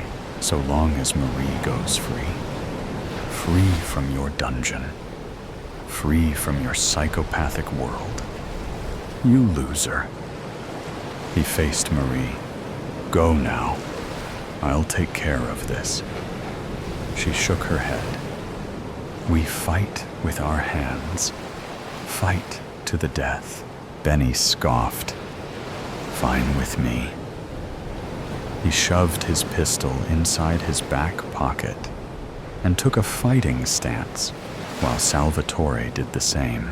No, please, Salvatore. Just go. I can't be with you. Benny's my husband. I'm going back to Melbourne with him. Please leave. No, Marie, enough is enough. Benny threw the first punch, then another and another until he went down. He gouged one of Salvatore's eyes and flung his head hard against the carpet. Marie moved. No, Benny, stop. I'll come with you. Please stop. Benny softened, giving Salvatore the chance to pound into Benny with a blow to the kidney, and then a swift kick in the leg. Lamps overturned, magazines tumbled in the air, and the coffee table shifted. Benny kicked him on the side of his abdomen, and he keeled over. She had to do something. But what? Benny reached for something in his pants pocket. A flick knife. No. He was going to break the rules. Not on her watch. Salvatore attempted to rise when Benny stepped forward. A smirk plastered over his face. He wandered over to him when the knife swung in the air. Marie reached for his back pocket, pulled out the gun, and aimed. Stop, or I'll shoot, he scoffed. You don't have the guts, don't even know guns. Benny ignored her, about to stab Salvatore in the throat. Marie pulled the trigger and shot him twice in the stomach. The knife fell, and he dropped like a sack of potatoes. Blood seeped onto the carpet, and she watched and waited for the life force to draw out of him. 3 years of hell. 3 years of watching over her shoulder. 3 years of fearing the lives of her loved ones, walking quietly on eggshells. Those days were over as the rotten apple drew his last breath. Salvatore shuffled towards her and hugged her. I love you, Marie. I'm sorry I couldn't protect you from him. You've always protected me. She beamed. I love you too, Salvatore. She savored the gentle caress of her lover's strong arms around her waist. Her eyes shifted, her surroundings vibrating with color. Nor more colorless world.